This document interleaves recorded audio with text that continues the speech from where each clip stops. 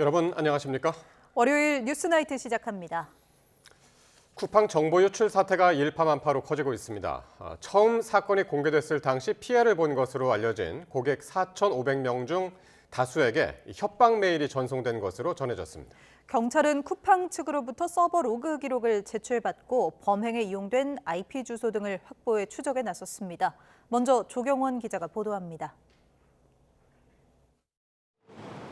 쿠팡 정보 유출 사건의 유력 용의자로 퇴사한 중국인 직원이 지목되는 가운데 지난달 여러 고객에게 계정 정보를 촬영한 사진이 첨부된 이메일이 발송된 것으로 전해졌습니다. 개인정보를 알고 있다는 내용의 협박성 내용으로 초반에 피해를 본 것으로 알려진 4,500여 명 가운데 다수에게 전송된 것으로 전해졌습니다. 이는 쿠팡이 지난 20일 밝힌 피해 규모와 비슷한 수치로 쿠팡은 당시 고객에게 발송된 메일 등을 근거로 피해 규모를 추산한 것으로 보입니다. 그런데 경찰이 내사를 진행하던 지난달 25일, 이번에는 쿠팡 고객센터로 협박 메일이 왔습니다. 계정 보안을 강화하지 않으면 유출 사실을 언론에 알리겠다는 내용이었는데 금전 요구는 없었습니다. 같은 날 경찰은 쿠팡으로부터 성명 불상자에 대한 정보통신망 침입 혐의 고소장을 접수해 수사에 착수했습니다. 쿠팡은 피해 계정은 총 3,370만 개 정도로 유출된 정보는 이름과 전화번호, 배송 주소와 이메일, 주문 정보라고 밝혔는데 경찰은 정확한 피해 규모와 유출 경위를 파악하기 위해 쿠팡으로부터 서버 로그 기록을 제출받아 분석하고 있습니다. 또 범행에 사용된 IP 주소를 확보하고 국제수사기관과 공조해 추적하고 있습니다. 경찰은 지난달 16일 고객에게 온 메일과 25일 쿠팡 측에 온 메일의 발신 주소는 다르다고 밝혔는데 동일인이 보낸 건지도 확인할 방침입니다. 또 배후 세력이 있는지, 쿠팡 측에 기술적 취약점은 없었는지 등 전반적으로 수사할 예정이라고 설명했습니다. YTN 조경원입니다. 쿠팡의 고객 정보를 유출한 것으로 의심되는 전직 직원은 퇴사를 한 뒤에도 회사 정보에 접근이 가능했던 것으로 드러났습니다. 이 쿠팡의 서명키 관리가 부실했다는 지적인데 일부 소비자들은 집단 소송에 나섰습니다. 이어서 이현정 기자입니다. 쿠팡 고객 정보 유출 사태의 용의자로 지목된 건 중국 국적의 전직 직원 A씨입니다. A씨는 쿠팡에서 특정 정보에 접근하기 위한 권한 부여를 하는 인증 업무를 담당했던 것으로 전해졌습니다. 이에 따라 고객들의 민감한 개인정보도 다룰 수 있었을 것으로 보입니다. 그런데 A씨의 퇴사 이후에도 내부에서 발급된 액세스 토큰의 서명키가 유효한 상태로 유지됐던 것으로 파악됐습니다. 액세스 토큰 서명키는 내부 정보에 접근 권한을 부여하는 증명서를 만드는 비밀 암호입니다. 내부 시스템에 로그인하려면 출입증 역할을 하는 토큰이 필요하고 이때 서명키는 토큰이 위조되지 않았다고 확인해주는 도장 역할을 합니다. 전문가들은 A씨가 퇴사 이후에도 서명키가 갱신되거나 폐기되지 않은 취약점을 이용해 정보를 빼돌린 것으로 보고 있습니다. 먼저 내부 통제도 안 되고 대제작 관리도 안 됐고 내부에서 이상한 액세스가 들어오면 탐지를 해가지고 막아야 되거든요. 이와 관련해 쿠팡은 일부에서 나오는 서명키가 5년에서 10년 동안 방치됐다는 주장은 사실이 아니라면서도 현재 수사가 진행 중인 상황이어서 자세한 언급은 할 수 없다고 말을 아꼈습니다. 쿠팡의 인증체계 관리 부실이 최악의 정보 유출 사태로 이어졌다는 지적이 제기되는 가운데 집단 소송 움직임도 커지고 있습니다. 일부 이용자들은 벌써 법무법인을 통해 법원에 소장을 접수하는 등 본격 대응에 나섰습니다. 그 털어간 사람들은 제 집 주소를 알고 있을 거 아니에요. 소송을 해서라도 보상을 받고 그렇게 좀 해야 되지 않을까요? 그다음에 자동 결제 해지해놓고 비밀번호 변경을 했어요. 어느 회사도 만족할 만한 대책을 내놓은 적은 없었던 것 같아요. 앞선 싸이월드와 SK텔레콤의 정보 유출 사태를 뛰어넘는 초유의 개인정보 참사라는 지적 속에 파장은 장기간 이어질 것으로 보입니다. YTN 이현정입니다.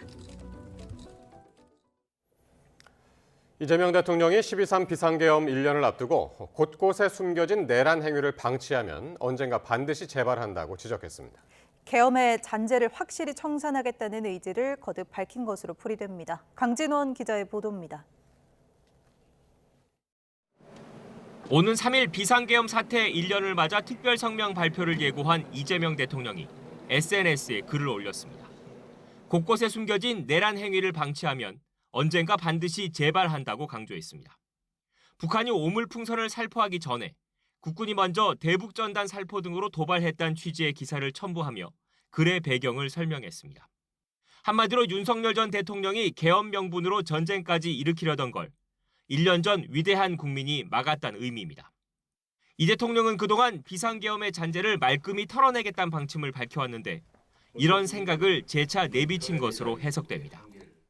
내란에 관한 책임은 형사처벌을 할 사안도 있겠고 또는 행정 책임을 물을 사안도 있고 인사조치를 할 정도의 낮은 수준도 있기 때문에 특검에 의존할 게 아니고 독자적으로 해야 될 것 같아요. 대통령실은 비상계엄이 선포됐던 12월 3일을 국회와 함께 민주화운동 기념일로 지정하는 방안도 검토하고 있습니다.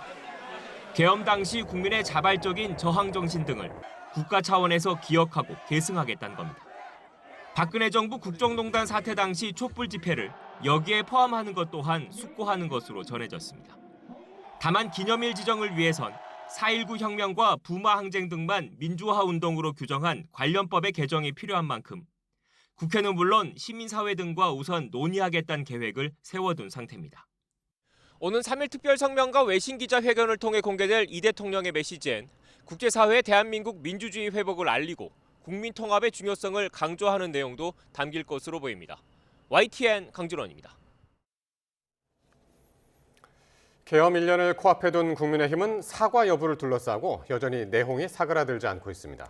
일부 의원은 계엄 사과 개별 행동에 나선 가운데 지도부는 정면 돌파를 시사하면서도 막판 장고를 이어가고 있습니다. 김다연 기자입니다. 국민의힘 의원들이 하나둘 계엄 사과 메시지를 내놓기 시작했습니다. 계엄 이후 시민의 삶은 무너졌는데 정치권은 온갖 혐오만 재생산했다거나 반성 없이는 미래로 나아갈 수 없다는 자성이 나왔습니다. 전통적으로 보수 지지세가 높은 TK나 PK 지역구 의원들도 사과 요구에 목소리를 보태고 있습니다. 부산의 지역구를 둔 한 의원은 YTN과 통화에서 국민을 이기려 해선 안 된다며 그만하라고 할 때까지 사과하는 용기가 필요하다고 말했습니다. 윤석열 전 대통령을 끊어내자는 의견도 공개적으로 표출됐습니다. 사과할 건 사과하고 반성할 건 반성하고 그리고 끊어낼 건 끊어내고 가야죠. 지도부 내 의견도 분분합니다. 사과를 주장하는 쪽은 당이 계엄을 몰랐던 건 맞지만 오판을 막지 못한 데 책임을 져야 한다고 목소리를 높였습니다. 우리가 낳은 권력을 견제하지도 제어하지도 못했습니다. 따라서 우리 당 모두의 잘못이고 책임입니다. 반면 지지층 분열은 물론 민주당의 내란 프레임 공세를 이유로 고심을 이어가는 장동혁 대표는 과거에서 벗어나자는 것 자체가 과거에 머물겠다는 거란 발언으로 온도차를 보였습니다. 과거 위에 현재가 있고 현재 위에 미래가 있습니다. 우리가 끊을 수 있는 것은 아무것도 없습니다. 범야권에선 사과마저 부하에 떠넘기는 윤 전 대통령을 버리지 못하냐며 견제구를 날렸습니다. 윤석열 대통령이 내란 재판에서 무죄를 받을 것이라는 망상을 하지 않는 한 그와의 단절은 변수가 아니라 상수입니다. 계엄 1년은 현 지도부의 취임 100일이기도 합니다. 사과로 대여 투쟁 동력이 떨어지지 않을지, 또 자칫 등 떠밀려 하는 사과처럼 인식되진 않을지 향후 전국에 미칠 파장을 두고 지도부의 막판 고심이 깊어지는 분위기입니다. YTN 김다연입니다. 더불어민주당이 올해 안에 내란 전담 재판부를 설치하겠다고 공언하고 단숨에 입법 절차에 돌입했습니다. 전국의 분수령이 될 국민의힘 추경호 전 원내대표의 영장 실질 심사를 앞두고 사법부 압박 수위를 최대치로 끌어올리는 것으로 보입니다. 강민경 기자입니다. 비상계엄 1년을 앞두고 더불어민주당은 내란의 어둠이 걷히지 않았다며 그 원인으로 사법부를 지목했습니다. 조희대 대법원장을 필두로 한 법원이 내란 세력 방패막이를 하고 있다면서 올해 안에 내란 전담 재판부를 설치해 사법 정의를 바로 세우겠다고 공언했습니다. 내란 전담 재판부 설치는 이제 선택이 아니라 필수입니다. 멈춰버린 내란 청산의 시계를 다시 돌리겠습니다. 이번 달 종료되는 3대 특검만으로는 아쉬움이 남는다며 2차 종합특검 추진 가능성도 연이틀 띄웠습니다. 물론 사법부의 영장 기각 남발 탓에 수사가 미진했다는 지적도 빼놓지 않았습니다. 진실에 접근하는데 많은 제약이 있었던 것도 사실입니다. 2차 특검을 고민해야 되는 거 아닌가? 강경파가 포진한 국회 법제사법위원회는 즉각 사법개혁 절차에 착수했습니다. 국민의힘의 반발에도 파죽지세, 내란 전담 재판부 설치는 물론 판검사를 처벌할 수 있는 법 왜곡죄 도입까지 소위에 올리며 사법개혁 전반에 드라이브를 걸었습니다. 지금 내란 특별재판부를 보면서 드는 생각은 딱 하나입니다. 나치 특별재판부구나. 내란범에 대해서 철저하게 처벌이 돼야 되고 단죄되어야 된다라는 것은 모든 국민들이 동의하고 계십니다. 사법부와 함께 칼집해선 국민의힘은 민주당의 내란 청산 속도전이 내년 지방선거 대비용 정치 공작이라고 깎아내리는 데 집중했습니다. 추가 특검을 하겠다는 이유는 뻔합니다. 내년 지방선거까지 거짓 공세와 정치 공작을 지속하기 위해서입니다. 내란 전담 재판부도 국민 여론을 명분 삼아 정권 뜻에 맞는 판사를 골라 잡겠다는 거 아니냐며 인민재판과 다를 게 뭐냐고 목소리를 높였습니다. 국민의힘은 민주당이 추경호 전 원내대표 구속을 위해 결정권을 쥔 사법부를 겁박한다고 의심하고 있습니다. 민주당은 추경호 의원 구속이 내란당 심판의 신호탄이 될 거라며 국민의힘을 향한 압박 수위를 높이고 있습니다. 그러나 한편으로는 영장이 기각돼도 이를 명분으로 삼아 사법개혁 추진 동력을 얻겠다는 의도 역시 깔아둔 걸로 보입니다. YTN 강민경입니다. 국민의힘 추경호 의원이 내일 구속갈림길에 섭니다. 특검은 당시 추 전 원내대표가 해제 표결 관련 내용을 소속 의원들에게 제대로 안내하지 않았다는 취지의 진술도 확보한 것으로 전해졌습니다. 이경국 기자입니다. 긴박했던 계엄의 밤, 국민의힘 원내대표였던 추경호 의원은 비상의원총회 소집을 지시했습니다. 장소는 국회에서 당사로, 당사에서 국회로, 또 국회에서 당사로 3차례에 걸쳐 바뀌었는데 특검은 추 의원이 소집 장소를 잇따라 바꿔 계엄 해제 표결을 방해했다고 보고 내란 중요 임무 종사 혐의로 구속영장을 청구했습니다. 국회 체포동의안 표결을 거쳐 내일 추 의원에 대한 구속영장 심사가 열립니다. 심사에선 계엄 당일 추 의원과 윤석열 전 대통령 사이 이루어진 통화를 둘러싼 공방이 예상됩니다. 특검은 계엄 선포 약 1시간 뒤 이루어진 통화에서 윤 전 대통령이 추 의원에게 협조를 요청했을 거로 의심합니다.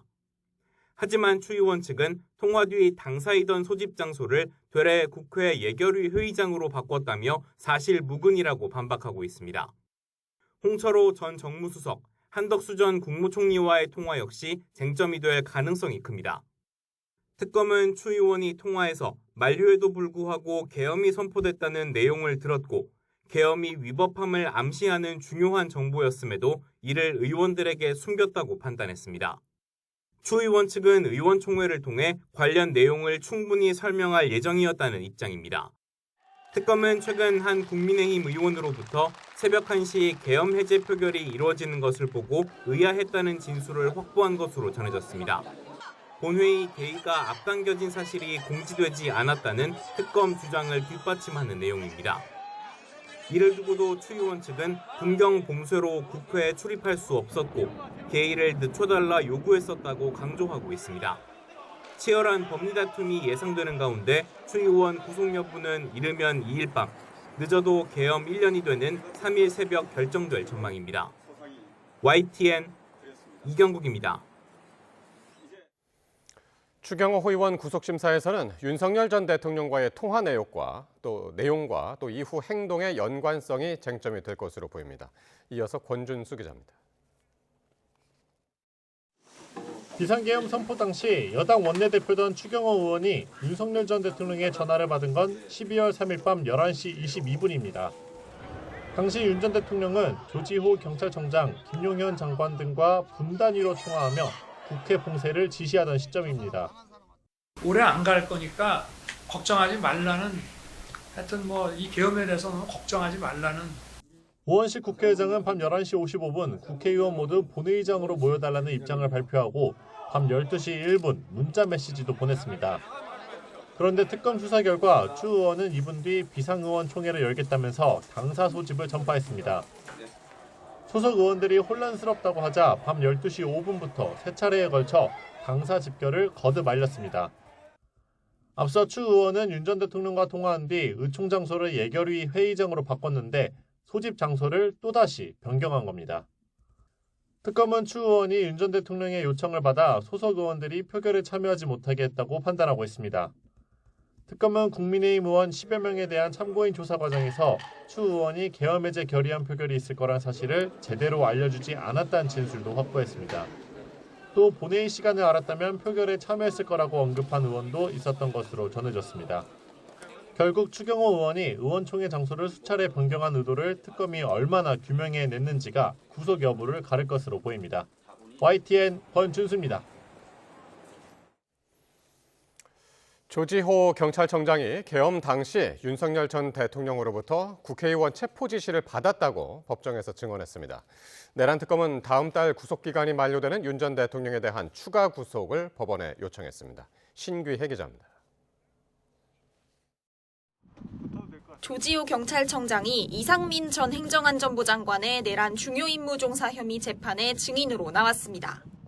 조 청장은 비상계엄 당일 밤 윤석열 전 대통령과 비화폰으로 모두 6차례 통화했다며 첫 통화에서 국회 통제가 언급됐고 정치활동을 금지하는 내용의 포고령이 발표된 뒤에는 담을 넘는 의원들의 체포 지시를 받았다고 증언했습니다. 조 청장은 그러면서 윤 전 대통령이 국회로 들어가는 건 불법이니 체포하라고 말한 게 분명히 기억난다고 강조했습니다. 이런 가운데 내란 특검은 새롭게 재판을 시작한 일반이적 혐의 재판부에 윤석열 전 대통령의 추가 구속을 요청했습니다. 지난 7월 특검에 의해 체포 방해 등의 혐의로 다시 구속돼 재판에 넘겨진 윤 전 대통령은 내년 1월 18일이면 구속기간이 끝납니다. 윤 전 대통령이 받는 재판은 크게 3개입니다. 이 가운데 내란 우두머리 혐의 재판이 유일하게 내년 2월 말 이전 선고를 예고한 상태인데 추가 구속이 없다면 불구속 상태에서 재판을 받게 될 가능성이 큽니다. 특검은 이를 고려해 구속기간이 만료될 즈음 법원에 영장 청구를 다시 요청할 거로 보인다며 추가 구속을 이미 예고하기도 했습니다. 재판부는 오는 23일 윤 전 대통령에 대해 구속과 관련한 의견을 듣는 신문기일을 진행하기로 했습니다. YTN 신계입니다. 주가 조작과 통일교 청탁 등 혐의로 재판을 받고 있는 김건희 씨 측이 특검의 추가 증거에 대해 동의하지 않겠다는 방침을 밝혔습니다. 모레 열릴 예정이었던 결심 공판이 연기될 가능성이 있습니다. 이준엽 기자가 보도합니다. 김건희 씨 측이 도이치모터스 주가 조작 공범 이모 씨의 피의자 신문 조서에 대한 증거 능력을 부인하겠다고 밝혔습니다. 이 씨를 공범으로 인정하기 어렵고 여타 재판에 출석한 증인들 가운데엔 특검 조사 때와는 진술이 바뀌는 경우도 많았다는 겁니다. 재판 절차상 진술 조서의 경우 피고인 측에서 동의하지 않으면 특검에서 다시 증인을 법정에 세워 신문해야만 증거로 활용할 수 있습니다. 문제는 남은 일정입니다. 김 씨 재판은 이제 피고인 신문과 검찰 구형, 최후 변론이 이뤄지는 결심만이 남은 상황인데 특검이 추가 증인 신문을 하겠다고 하고 재판부가 이를 받아들일 경우 예정된 결심 일정은 미뤄지게 됩니다. 다만 특검이나 재판부가 이 씨 증언 없이도 재판을 충분히 마무리할 수 있다고 판단한다면 채택 없이 진행할 수도 있습니다. 이 씨가 김 씨와 주고받은 문자는 이미 재판의 증거로 제출돼 여러 차례 언급됐습니다.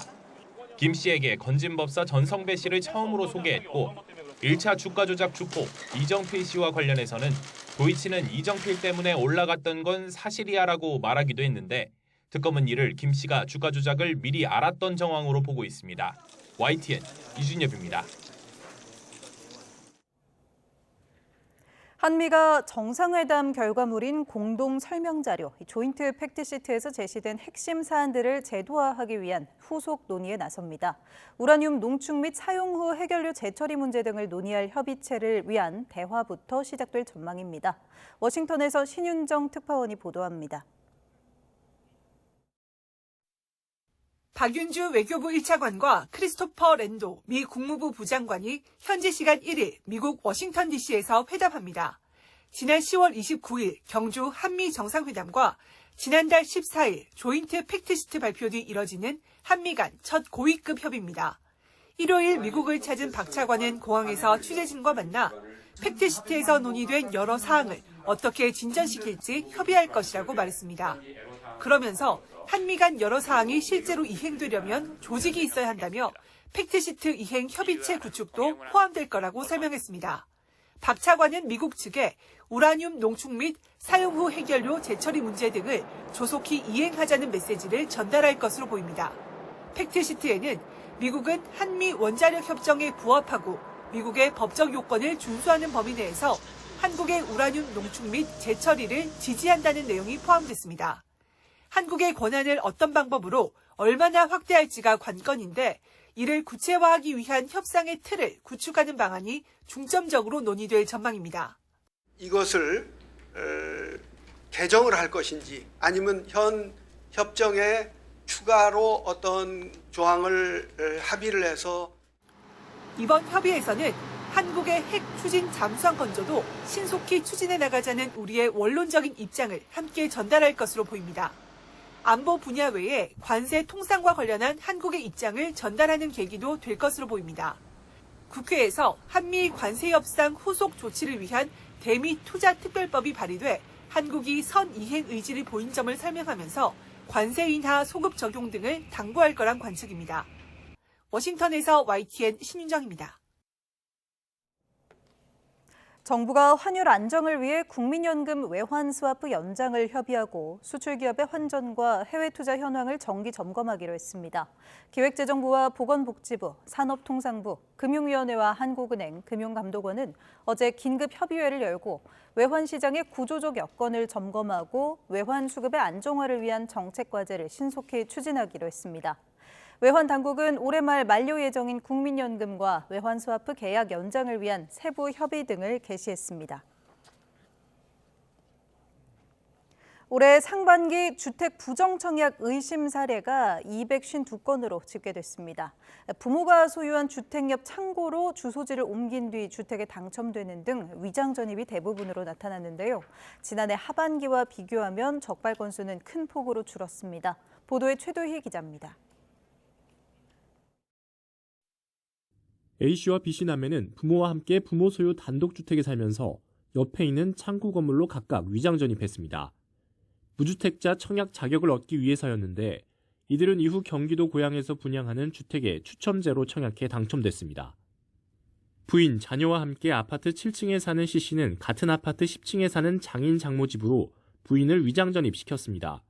이후 부인이 장인 장모를 부양하고 있다며 부양가족 수를 늘린 뒤 서울에서 분양하는 주택에 가점제로 청약해 당첨됐습니다.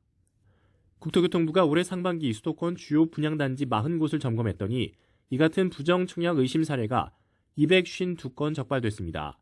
실제 거주하지 않는 창고 등에 전입신고하는 것과 같은 위장 전입이 245건으로 가장 많았고 위장 이혼이 5건 등의 순으로 나타났습니다. 다만 지난해 하반기 390건으로 급증했던 부정청약 적발 건수는 이번 조사에서 감소했습니다. 이에 대해 국토부는 지난해 하반기 조사 때부터 건강보험 요양급여 내역 제출을 의무화했기 때문으로 판단했습니다. 건강보험 요양급여 내역엔 이용한 의료시설 명칭, 연락처 등이 기재돼 있어 부양가족의 실거주지 확인이 가능하기 때문입니다. 그간 위장 전입 정황은 있었으나 적발이 쉽지 않았던 사항에 대해서 건강보험 요양급여 내역 증거를 통해서 실거주 여부를 정확히 판단하고 적발할 수 있게 됐습니다. 적발 사례가 부정청약으로 확정될 경우 형사처벌을 받고 계약이 취소되며 향후 10년간 청약 기회도 박탈됩니다. YTN 최두입니다. 네, 12월 겨울이 시작되자마자 찬바람이 매섭죠. 내일부터는 서울도 영하권 추위가 찾아오겠고 수요일 아침에는 체감 온도가 영하 10도 아래로 뚝 떨어집니다. 이런 강추위 속에 서해안에 이어 목요일쯤 서울에 첫눈이 내릴 수 있습니다. 정혜윤 기자의 보도입니다. 12월 겨울이 시작된 첫날, 도심 공원은 하루 만에 풍경이 급변했습니다. 낮 동안 공원을 찾은 시민들은 두꺼운 겨울 패딩에 모자, 목도리로 중무장한 모습입니다. 서울 낮 기온은 9.1도로 평년보다 높았지만 온화했던 주말에 비해 7도나 낮았고 체감 온도는 2도가량 더 떨어졌습니다. 찬바람의 기세는 내일부터 더 강해지겠습니다. 특히 내일 밤부터 수요일 사이 찬 공기가 우리나라를 뒤덮으며 본격화해 체감 온도를 가장 낮게 끌어내릴 전망입니다. 서울 기온이 화요일인 내일부터 영하로 떨어져 수요일 아침 영하 7도, 목요일에는 영하 8도까지 곤두박질하겠고 체감 온도는 찬바람이 내려앉는 수요일 아침 영하 11도로 가장 낮겠습니다. 이번 주는 북쪽에서 찬 공기 남하가 이어지면서 수요일에 체감 온도가 가장 낮겠습니다. 서울은 목요일이 기온 자체는 더 낮지만 바람이 강하게 부는 수요일 아침 체감 온도가 영하 10도 아래로 떨어지고 낮에도 영하권이어서 수요일이 더 춥게 느낄 수 있겠습니다. 추위 속의 대설에 대한 대비도 필요합니다.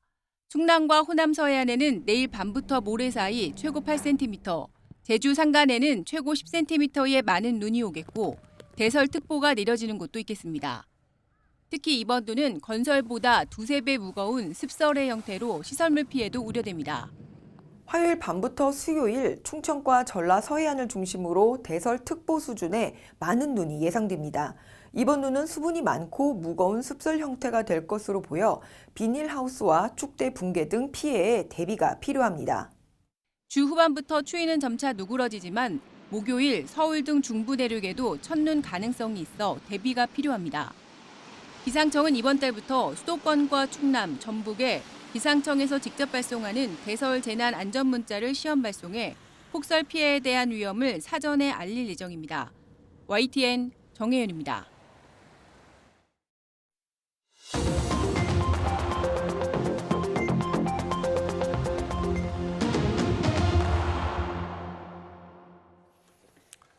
정치권 관심 뉴스 살펴보는 포커스 나이트 시간입니다. 오늘은 강성필 민주당 부대변인, 정광재 동현정치연구소장과 함께하겠습니다. 어서 오십시오. 안녕하세요. 안녕하세요. 자, 내란 전담 재판부 설치법이 국회 법사위 법안심사 소위를 통과했습니다. 더불어민주당이 입법에 상당히 속도를 내고 있는데요. 법안 심의 과정에서 여야가 큰 입장차를 보였습니다. 관련 발언들 먼저 듣고 오겠습니다. 내란 특별재판부는 나치 특별재판부라고 말할 수밖에 없습니다. 입법이라는 이름의 폭력으로 이것을 파괴하는 것, 이것이야말로 국헌을 문란하는 내란이라고 말씀드립니다. 79년이 지난 지금도 나치의 전범들에 대해서 재판을 하고 있습니다. 지금 윤석열 내란 당시에 전화 통화를 하신 나경원 의원님, 윤석열과 무슨 전화 통화 있습니까? 공정한 재판, 내란 전담 재판부를 구성할 수 있도록 하는 것이 국회의원의 도리일 것입니다. 네, 내란 전담 재판부, 또 그 전에는 내란 특별 재판부라고 불렀었죠. 이 이야기 처음 나올 때부터 이제 위헌 논란이 있었는데 결국엔 입법 절차가 시작이 됐습니다. 오늘 소위 통과한 그 내용부터 한번 좀 소개를 해주실까요? 일단 내란 재판부 같은 경우는 네. 제일 중요한 게 누가 이제 판사를 하느냐, 재판장을 하느냐 문제 아니겠습니까? 네. 여기 있어서는 헌법재판소장이 3분을 추천을 하고요. 법무부 장관이 3명을 추천을 하고 마지막으로 판사회에서 3명을 추천한 이런 판사들이 이제 9명으로 구성이 되네요. 네, 전담 재판부가 될 것이고요. 그다음 두 번째로는 구속 기한이 보통의 형사 사건에서는 6개월이 이제 구속 기한 만료입니다. 그렇기 때문에 윤석열 전 대통령도 1월 18일이 되면 구속이 만료돼서 석방될 수도 있다라는 보도가 있는 것 아니겠습니까? 그래서 이 구속 기한을 6개월에서 특별하게 1년으로 연장을 하는 것. 그리고 예. 이제 마지막으로 이제 이 내란 전담 재판부에서 내린 유죄 판결이 나오고 거기에 따라 양형에 따라서 이제 처벌이 내려지잖아요. 뭐 징역형이 뭐 10년이다. 그런데 이 부분에 있어서는 감형이라든지 사면이라든지 법권이라든지 이런 것에 있어서 예. 제한을 두는 것이 이번 내란 전담부 설치의 골자입니다. 예. 이게 아까도 말씀드렸지만 이제 박희승 의원 등 민주당 안에서도 좀 더 심사숙고하자라는 의견이 있었고 위헌 논란도 있었고 국민의힘은 오늘 그 소위 진행 도중에 퇴장을 했었죠. 위헌적 법안이기 때문에 소위 진행 과정에 동참할 수 없다 이런 항의의 뜻으로 퇴장했습니다. 물리적으로 민주당이 법사위원회에 다수 의석을 갖고 있기 때문에 막을 수 있는 방법이 없습니다. 그렇다면 그것에 동조하는 듯하게 거기에 남아있는 것보다는 본인들의 뜻을 적극적으로 펼치면서 항의한 뜻으로 자리를 떤 것이 맞다는 전략적인 판단을 한 것으로 보이는데 이 법안은 위헌 논란에서 자유로울 수가 없는 겁니다. 예를 들어서 판사에 대한 인사권은 법원에 속하는 것이거든요. 그게 법원 독립이고 삼권 분립의 기본입니다. 근데 지금 판사 구성을 어떻게 하겠느냐? 여기 보면은 법무부 장관이 3인을 추천한다고 돼 있어요. 법무부 장관은 행정부에 소속된 국무위원입니다. 국무위원이 인사권에 개입할 수 있다는 측면에서 위헌 논란 당연히 불거질 수밖에 없을 것이고, 이것이 마치 어떤 특정 목표를 갖고 판사를 구성해서 원하는 쪽으로의 판결을 이끌어내겠다는 쪽으로 해석될 수밖에 없는 거죠. 이러면 재판을 받는 사람들, 그러니까 윤석열 전 대통령이나 김용현 전 국방장관이 여기서 나오는 재판 결과에 수긍할 수 있겠습니까? 당연히 위헌 소송할 거고요. 헌법재판소에서 이런 위헌 관련 논의가 본격화되면 헌법재판소에서도 위헌 판결을 내릴 수밖에 없을 겁니다. 그러면 그동안 진행됐었던 재판 결과에 대해서 어떻게 판단할 겁니까? 그렇게 해서 이제 오늘 그런 입장을 갖고 이제 퇴장을 했었고, 근데 그 내란재판부 설치법에서 특히 눈에 띄는 게 영장 심사. 네. 심사도 내란 전담 영장 판사가 진행을 하네요. 그러니까 이제 내란 전담 재판부 필요성이 사실 뭐 재판을 빨리 하고 제대로 하냐 이것도 중요하지만 사실 재판에 들어가기 전에 기소하기 전에 구속 수사를 받냐 불기소 수사를 받냐. 근데 저희 민주당이 봤을 때 그리고 많은 국민들이 봤을 때는 이 구속 수사가 상당히 중요한 부분입니다. 왜냐하면 우리가 김건희 씨 사례, 윤석열 전 대통령의 사례에서 보듯이 이 피의자가 이게 구속되어 있지 않으면 증거인멸, 입맞추기 이런 것들이 충분히 우려가 되는 상황인데, 일반 형사사건에서 이 구속수사 같은 경우는 24년도에 보니까 비율이 22%입니다. 근데 3대 특검의 영장 기각률, 구속 영장 기각률이 47%예요. 그렇기 때문에 영장 전담 이 과정에서부터 전담 재판부가 나서서 이 재판을 해야 된다는 것이 저희 민주당과 국민들의 뜻이다. 그렇게 보여집니다. 알겠습니다. 그런데 반대로 한번 생각해 보시죠. 그럼 법원에서 왜 구속영장을 기각했을까? 특검이 무리하게 수사하고 구속해서 수사할 만한 사안이 아님에도 불구하고 구속영장을 청구했기 때문에 법 논리를 적용해 보니 이 사람들은 불구속 수사하는 게 맞다라는 판단을 한 겁니다. 그만큼 특검이 무리하게 정치적으로 기소한 사람들이 많았기 때문에 법원에서 그렇게 판단한 것이지, 다른 사건에 비해서 기각률이 높았다. 이것은 거꾸로 특검이 얼마나 정치적으로 무리한 수사를 하고 있는가, 이것을 방증하고 있다는 생각, 그거 안 해보셨습니까? 근데 이제 그 말씀도 일리가 있는데요. 이제 지금 중앙지법의 영장 전담을 담당하시는 판사분이 4분이 있는데 그중에 3분이 우리가 일명 말하는 수원브러더스라고 해서 수원지법에서 이재명 대통령 당시 야당 시절 때부터 이 판결을 맡아왔던 분들인데 편향돼 있다는 저희가 이제 나름대로 정황이 있는 것이고, 예를 든다면 우리가 이제 영장을 칠 때 제일 중요한 게 증거인멸이잖아요. 그런데 박성대 전 법무장관 예로 한번 들어봅시다. 이분 같은 경우는 이미 그 구속 어떤 수용시설에 여력이 있는지 없는지에 대해서 이미 문건을 보고받고 또 본인이 그게 잘못됐다는 걸 알았기 때문에 또 폐기를 했어요. 한덕수 전 총리 같은 경우도 어떻습니까? 사후 계엄 선포문과 관련해 가지고 문건을 사후에 작성을 했어요. 근데 이것도 본인이 생각해도 잘못된 거니까 폐기했어요. 이게 증거인멸이에요. 그런데 이런 분들에 대해서 혐의가 소명이 되었음에도 불구하고 증거인멸이 이루어졌음에도 불구하고 구속수사를 하지 않았다는 것에 대해서 의문이 있는 겁니다. 어쨌든 오늘 법사위의 법안심사 소위를 통과했고, 이제 그 다음 단계는 법사위 전체 회의를 통과해야 되고, 그것이 통과되면 이제 본회의로 이제 가게 되는 거겠죠. 근데 어쨌든 오늘 그 내용이 전체적인 그 법의 내용이 내란 재판부 설치와 관련된 법안 내용이 나왔기 때문에 이 내용이 이제 계속해서 전해지고 또 논란이 되겠지만은 상당히 빠른 속도로 지금 진행을 하는 것 같습니다. 모레 3일 정도에 법사위 전체 회의를 통과할 것 같은데요. 지금 민주당은 그야말로 무소불위의 입법 권력을 행사하고 있는 겁니다. 이 관련해서 변변한 공청회라든가 의견 수렴이나 이런 거 한 번이라도 했습니까? 그런데 본인들이 정해진 결과만 보고 뛰고 있는 거예요. 왜 그런가? 지금 입법권 갖고 있고, 우리 국민의힘이 지난 대선 과정에서 정말 걱정했었던 게 이겁니다. 입법권을 가진 상태에서 행정권까지 독점하게 되면 분명히 이재명 대통령 스스로 사법 리스크가 있기 때문에 여러 입법권과 행정권을 다 동원해서 사법부를 겁박하고 사법부 위에 군림하려고 들 것이다. 이런 그 경고의 목소리를 드렸습니다만 결과적으로 그렇게 얘기했었던 것들이 지금 다 현실화되고 있는 거잖아요. 국회에서 민주당의 입법 독주를 막을 어떠한 힘도 없습니다. 행정권 당연히 올리는 그 법안에 대해서 그냥 공포하면 되는 거예요. 예. 이런 것들이 계속 반복되면서 결국에는 대한민국의 민주주의와 법치 이런 것들이 훼손되고 있는 거죠. 예. 근데 이런 민주당의 사법개혁이 지금 이제 추경호 의원 영장심사와도 연결이 돼 있어 보입니다. 왜냐하면 정청래 대표가 이제 지난주에 영장이 기각되면 그 화살은 조희대 사법부로 향할 거다라면서 이제 사법개혁을 이제 계속 언급을 했었는데 관건은 추경호 전 원내대표가 다른 그 국민의힘 의원들의 계엄 해제 표결권을 막았느냐인데 특검이 오늘 이렇게 얘기했습니다. 국민의힘 의원들로부터 관련 진술을 확보했다라고 했는데 이건 어떤 내용입니까? 그러니까 이제 추경호 전 원내대표가 이제 계엄을 해제하는 것을 방해했다라는 드러난 객관적인 사실은 지금 국민의힘 의원들의 표결권을 방해하는데 이게 일단은 의원총회를 합시다.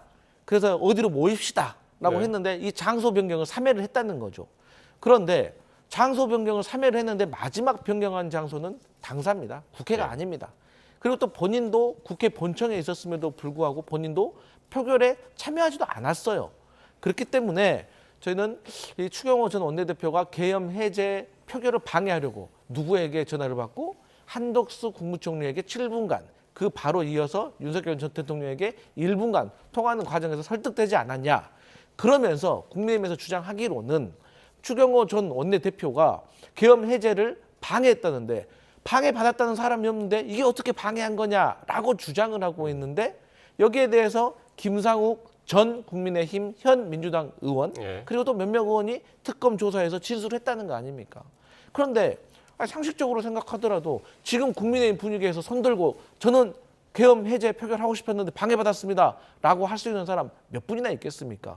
탄핵에 대해서 아직도 반대하고 계엄을 옹호하고 있는 정당인데 그렇기 때문에 이 부분에 있어서는 특검이 구속영장 실질심사에서 잘 소명하면 될 일이다. 저는 그렇게 보여집니다. 그러니까 어떤 국민의힘 의원인지 모르겠으나 그걸 특정하진 않았으나 한 10여 명이 특검 조사를 받았고 만약에 추경호 전 원내대표가 그때 정확한 정보만 전달했어도 우리가 표결에 참여했을 것이다. 그런 취지로 이제 특검은 얘기를 했단 말이에요. 그런데 이것이 법적으로 문제가 되려면 그 고의성을 인정해야 할 겁니다.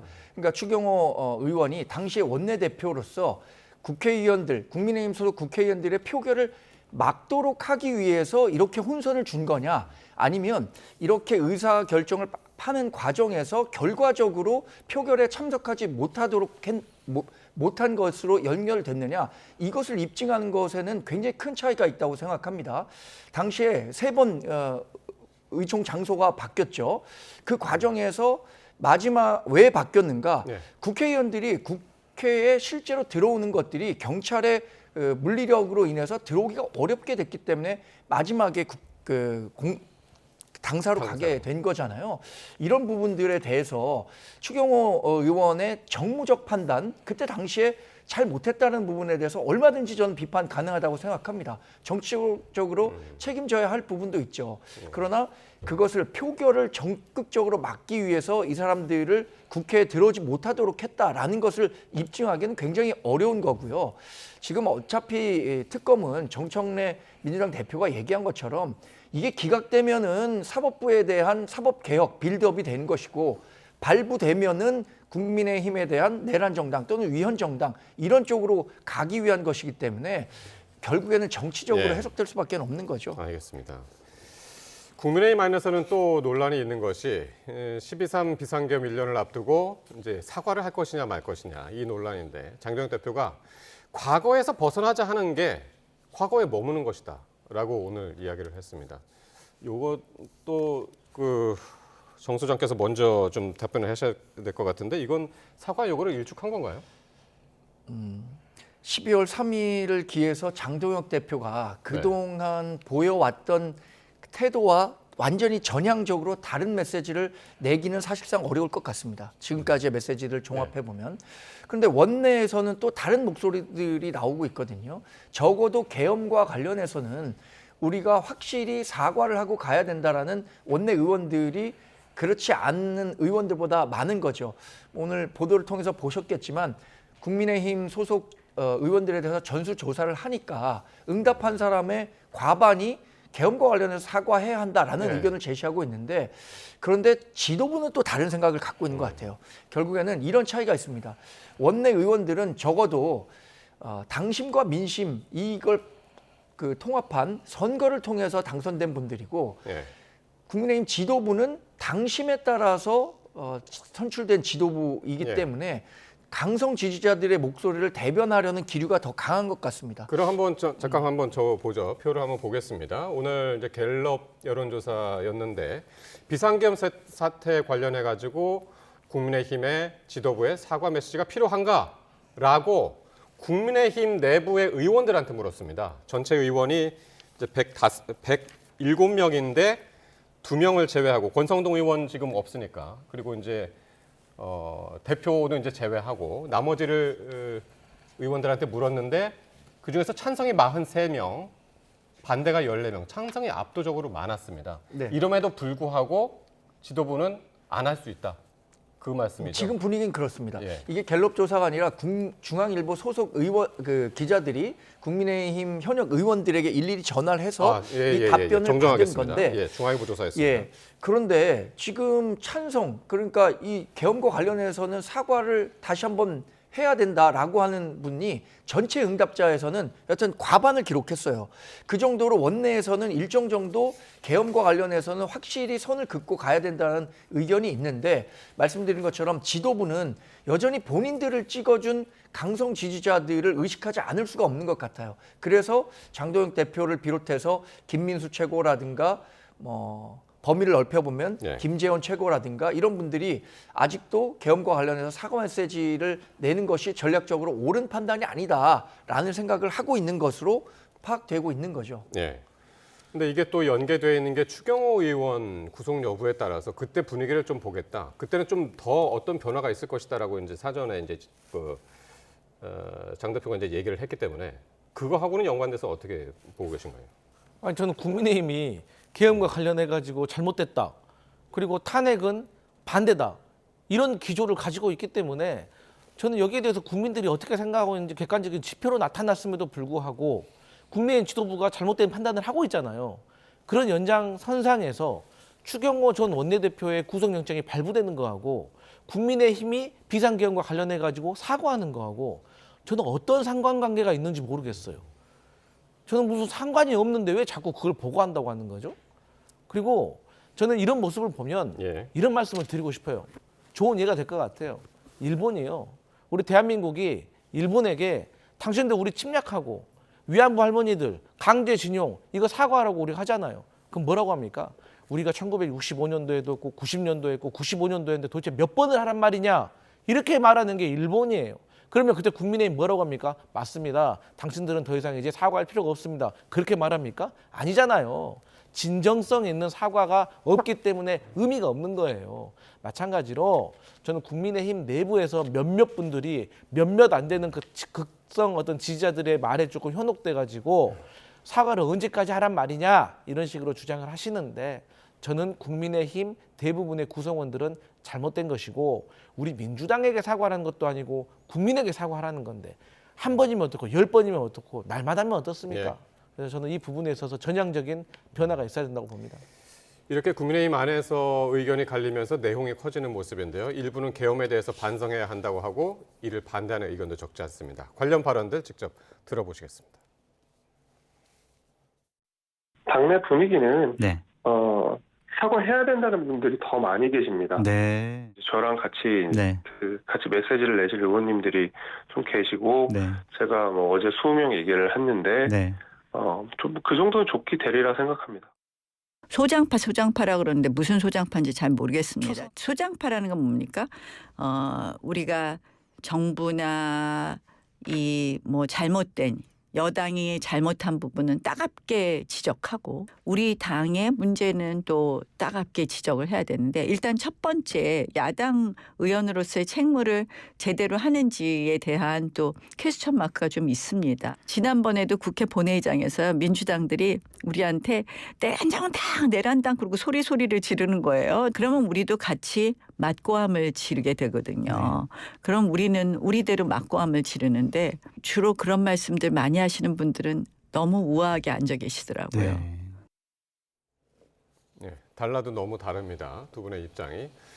그런데 한 분의 얘기를 또 한번 들어보죠. 양향자 최고위원인데 전국 순회 규탄 대회에서 이제 반성을 언급했었는데 최고위 회의에서는 계엄은 계몽이 아닌 악몽이었다라면서 또 한번 이제 반성을 언급했습니다. 양향자 의원은 저 밖에서 규탄 대회장에서는 대전에서인가요? 그 커피 컵을 또 이제 던지는 그 지지자 중에 한 명이 그런 수모도 겪었는데 말이죠. 양향자 의원은 지난번에 당대표 선거 과정에서 최고위원이 될 때도 사실상 그 찬탄의 메시지를 대표했었습니다. 탄핵 이루어졌어야 하고 계엄 잘못됐다라는 분명한 메시지를 바탕으로 최고위원이 된 분이에요. 그래서 지금 뭐 이런 얘기를 한다는 것이 새삼스럽지는 않은데 저는 지금 우리 당의 정확한 당심이 지도부가 판단하고 있는 게 맞는가 아니면은 원내에 아까 얘기한 43명의 의원들이 판단하고 있는 게 맞는가 한번 우리 당원 전체에게 물어볼 필요도 있다고 생각합니다. 물론 지도부를 구성하는 시점 또는 지난 5월에 대통령 후보를 선출하는 과정에서는 여전히 계엄과 탄핵과 이르는 과정에서의 감정적인 어려움들로 인해서 윤석열 전 대통령에 대해서도 좀 온정적이었고 계엄에 대해서도 일부 찬성하는 듯한 목소리를 대변하는 사람들이 있었다고 생각합니다. 그런데 지금 1년이 지난 지금 다시 조사를 한다 그러면 계엄과 관련해서는 우리 당원도 분명히 잘못된 행위였다라고 답할 거라고 생각하거든요. 그럼 이런 당원들의 마음 또 우리가 결국에는 선거에서 이기기 위해서는 다수의 그 국민 대중의 표를 받아야 되는데 그분들이 무엇을 원하고 있는가를 전략적으로 사고할 필요가 있다고 생각합니다. 그래서 드리는 말씀이 적어도 계엄과 관련해서는 분명히 우리가 사과를 하고 가는 것이 앞으로 나아가는데 훨씬 더 도움이 될 것이라고 생각하고 양향자 의원도 그런 측면에서 그분들의 이야기를 대변해서 얘기했다. 용기 있는 메시지였다라고 평가합니다. 반면 김민수 최고위원은 이랬죠. 잡음에 흔들리지 말자라면서 이제 지지층을 더욱 더 부추겼는데 이런 사과를 해야 된다라는 목소리를 잡음이라고 이제 이야기를 한 것 같습니다. 그러니까 이제 김민수 최고위원 같은 경우는 쉽게 말해서 계엄을 계승하고 있는 거예요. 그러니까 저러한 주장들이 과연 언제까지 갈 수가 있겠는가. 본인들 그러니까 지금 현재 장동혁 지도부의 주장이 맞다라고 하면 그게 정말 민심이라고 한다면 우리가 객관적인 지표를 우리가 여론조사로 확인할 수가 있잖아요. 민주당의 지지율이 떨어지고 대통령의 국정 운영 평가, 그 수행 평가에 대한 긍정적인 지지율도 떨어지고 그다음에 국민의힘 정당 지지율은 올라야 될 거 아닙니까? 근데 지금 올랐습니까? 하나도 안 오르고 있잖아요. 제가 봤을 때는 곧 박스권을 뚫을 것 같아요. 근데 위로 뚫은 게 아니라 아래로 뚫고 내려갈 것 같아요. 그래서 저는 이제 그 김민수 최고위원 그리고 어떤 장동혁 지도부가 저는 왜 저런 생각을 하는지 잘 모르겠어요. 이제는. 그렇지만 어쨌든 민심의 중앙값에 좀 부응하는 그런 노력으로 좀 선해야 된다. 그렇게 보여집니다. 네, 알겠습니다. 이제 뭐 코앞입니다. 12.3 비상계엄 1년. 그때 이제 어떤 메시지를 낼지 주목해 보고요. 민주당 이야기인데요. 민주당의 전현희, 한준호, 김병주 최고위원이 지방선거 출마를 위해서 잇따라 사퇴를 했습니다. 이현주 최고위원도 사퇴를 하는 것 아니냐 했었는데 불출마를 선언을 했고요. 현재로서는 그렇게 된다면 전체 9명 중에 3분만, 최고위원 3분만 탈퇴를 했기 때문에 지금 지도체제가 그대로 이어지기는 하는 거죠. 네, 맞습니다. 그래서 이제 지금 현재 3명의 최고위원이 고리가 됐기 때문에 그런데 저희 당은 당규를 보면 8개월 이상의 임기가 남아있으면 그때는 중앙위원회에서 50%, 그리고 권리당원 투표로 50% 해서 이 보궐선거를 치르게 되어 있거든요. 그런데 이제 제가 개인적으로 생각을 했을 때는 어쨌든 임기가 뭐 그렇게 많이 남은 어떤 최고위원 자리가 아니잖아요. 그렇기 때문에 예. 뭐 누군가가 막 이렇게 치열하게 경선을 해서 이렇게 채워질 것 같지는 않고 어쨌든 그 좀 무난한 어떤 지도부에 좀 도움이 될 수 있는 분들이 보궐선거를 통해서 선출돼서 지도부가 계속 유지될 것 같다. 그러니까 사실 최근에는 한 5명 정도가 출마를 하게 되면 지도부가 이제 비대위 체제로 전환이 되게 되고 또 비대위 체제로 전환이 되면 누가 또 비대위원장이 되는가에 대한 궁금증과 혹여라도 갈등으로 이어질 수가 있었거든요. 근데 이제 정청래 대표의 리더십으로 이러한 상황은 막은 것 같다. 그렇게 보여집니다. 예. 일단 여기서 주목되는 게 이제 3분 중에 사퇴를 표명한 3명 중에 전현희 의원은 이제 서울시장에 나오려고 그러고 한준호, 김병주 최고위원은 이제 경기도지사를 생각하고 있는데 특히 이제 전현희 의원을 생각하면 오세훈 시장을 얘기하지 않을 수 없는데 오세훈 시장은 오늘 정치자금법 위반 혐의로 불구속 기소가 됐단 말이에요. 요게 지방선거에서 어떤 변화가 있을지. 네. 대법원에서 네. 그 공직선거법 관련해서 유죄 취지의 파기환송을 받은 이재명 후보도 대통령이 당선돼서 지금 대통령직을 수행하고 있습니다. 지금 1심 결과도 아니고 특검이 정말로 정치적 목적에 의해서 기소를 했다고 보는데 이 기소를 한 걸 가지고 오세훈 시장이 어떤 정치적 타격을 크게 입을 것인가? 전 그렇게 생각하지는 않습니다. 사실 처음 특검이 발족됐을 때부터 아마도 오세훈 시장은 불구속 기소든 구속 기소든 목적을 갖고 시작했을 거예요. 그래서 명태균 씨와 뭐 여러 가지 그 혐의와 관련해서 수사를 했지만 지금 특검이 언론을 통해서든 이렇게 공개했던 내용만 놓고 본다면 오세훈 시장이 과연 정치자금법 위반 혐의로 1심에서 유죄 판결을 받을 가능성이 있는가? 저는 그렇지 않다고 봅니다. 왜냐? 이 후원자가 명태균 씨에게 돈을 보낸 건 사실이지만 이것에 대해서 오세훈 시장이 개입했느냐 또는 인지했느냐는 규명하지 못했거든요. 그리고 여론조사 결과를 받았다는 파일도 오세훈 시장의 휴대폰에서 발견됐지만 그것을 활용했느냐라는 것 역시 특검에서 규명하지 못했습니다. 그래서 이 구속 기소하지 않고 불구속 기소한 거라고 보고 있기 때문에 이걸로 인해서 오세훈 시장의 지금 앞서 나가는 형국을 여권 후보들이 타개할 수 있을까? 저는 그렇게 보지는 않습니다. 명확하게 해명을 하지 못했기 때문에 지금 이제 구속 기소를 하지 않고 불구속 기소를 했다라고 이제 보고 있는데, 지금 국민의힘에서 좀 착각을 하는 것 같습니다. 명태균 씨로부터 불법적인 여론조사를 받아가지고 활용을 했냐 안 했냐 그런 거 중요한 거 아닙니다. 불법적인 여론조사를 오세훈 서울시장이 3자를 통해 가지고 시켰는지 혹은 본인이 알고 있었는지 이게 중요한 거예요. 활용은 중요한 게 아닙니다. 그러니까 정치가 부메랑입니다. 지금 오세훈 서울시장이 억울하다고 하잖아요. 저희는 마치 과거에 이재명 야당 대표를 보는 것 같아요. 이재명 대표에게 돈 준 사람 있습니까?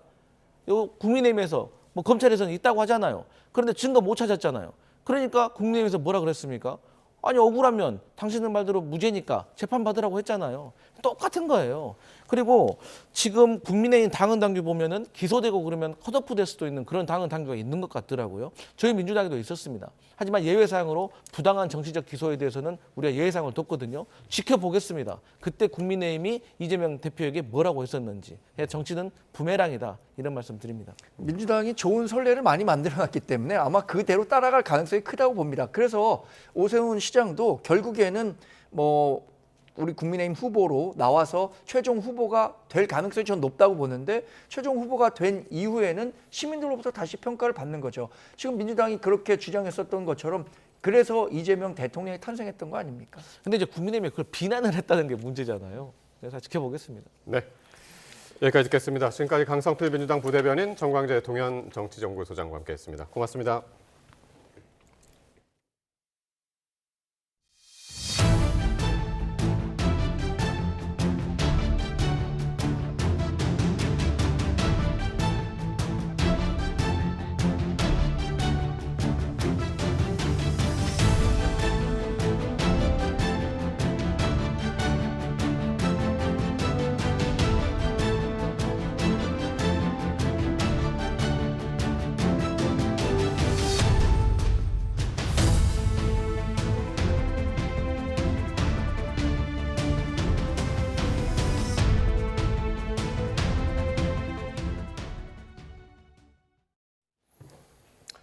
네, 1년 전 12.3 비상계엄 당시 국회에서는 계엄군이 본청 진입을 시도하면서 극한 대치가 벌어졌습니다.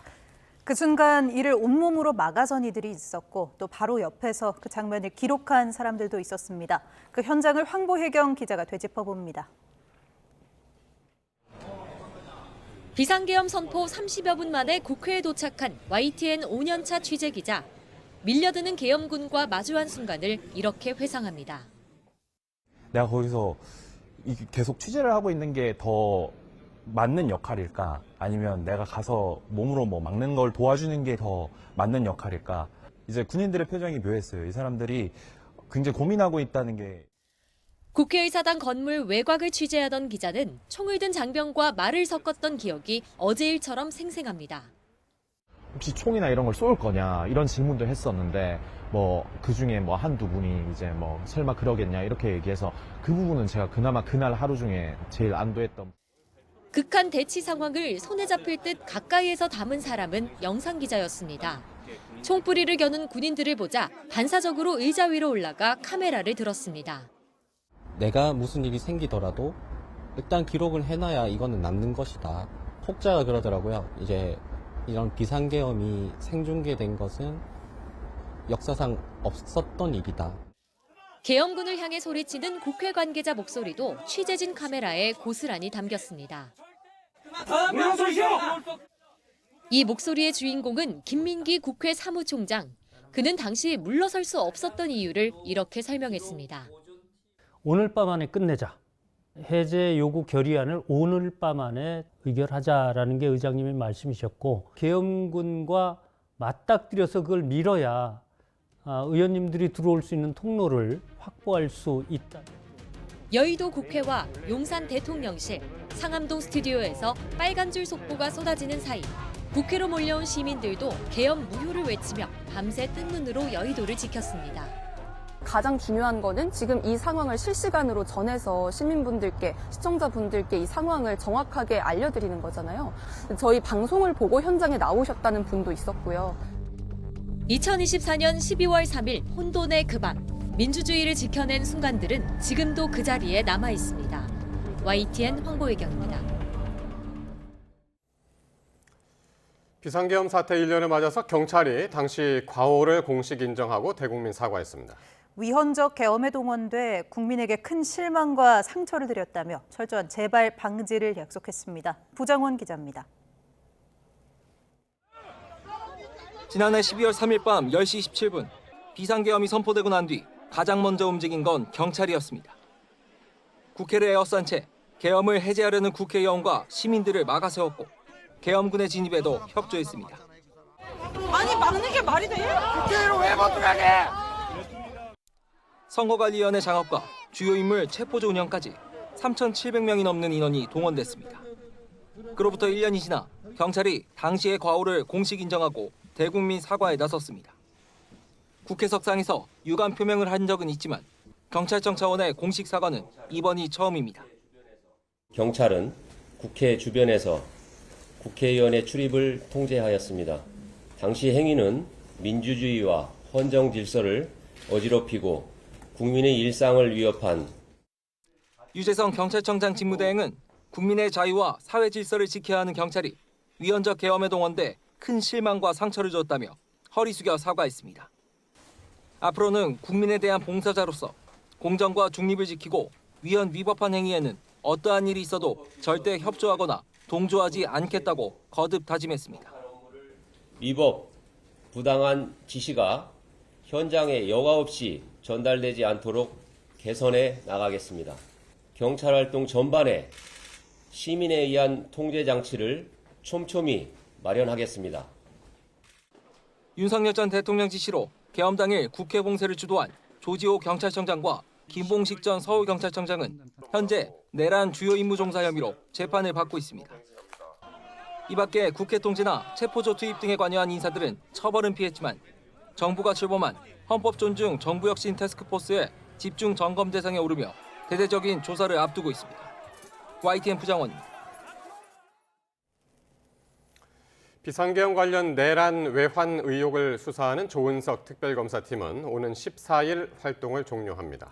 윤석열 전 대통령과 이상민 전 행안부 장관 등 주요 인물들을 구속할 때마다 수사에 탄력을 받아왔는데 국민의힘 추경호 의원의 구속 여부가 막판 분수령이 될 전망입니다. 조성호 기자의 보도입니다. 조은석 특별검사팀은 수사 개시와 동시에 비상계엄에 가담한 윤석열 정부 인사들을 거세게 몰아붙였습니다. 구속기간 만료를 앞둔 김용현 전 국방부 장관을 재구속했고 법원의 구속 취소 결정으로 풀려나 있던 윤석열 전 대통령 신병을 다시 확보하면서 수사가 탄력받았습니다. 석방 4개월 만에 다시 구속기로 놓이게 됐는데 심경 어떠세요? 오늘 직접 발언하실 예정이실까요? 언론사 단전 단수를 지시한 혐의로 이상민 전 행정안전부 장관도 구속했습니다. 내란 중요임무 종사 혐의로 재판에 넘겼습니다. 언론사 단전 단수 지시 정말 없었나요? 내란 가담했다는 특검 주장은 어떻게 좀 생각하십니까?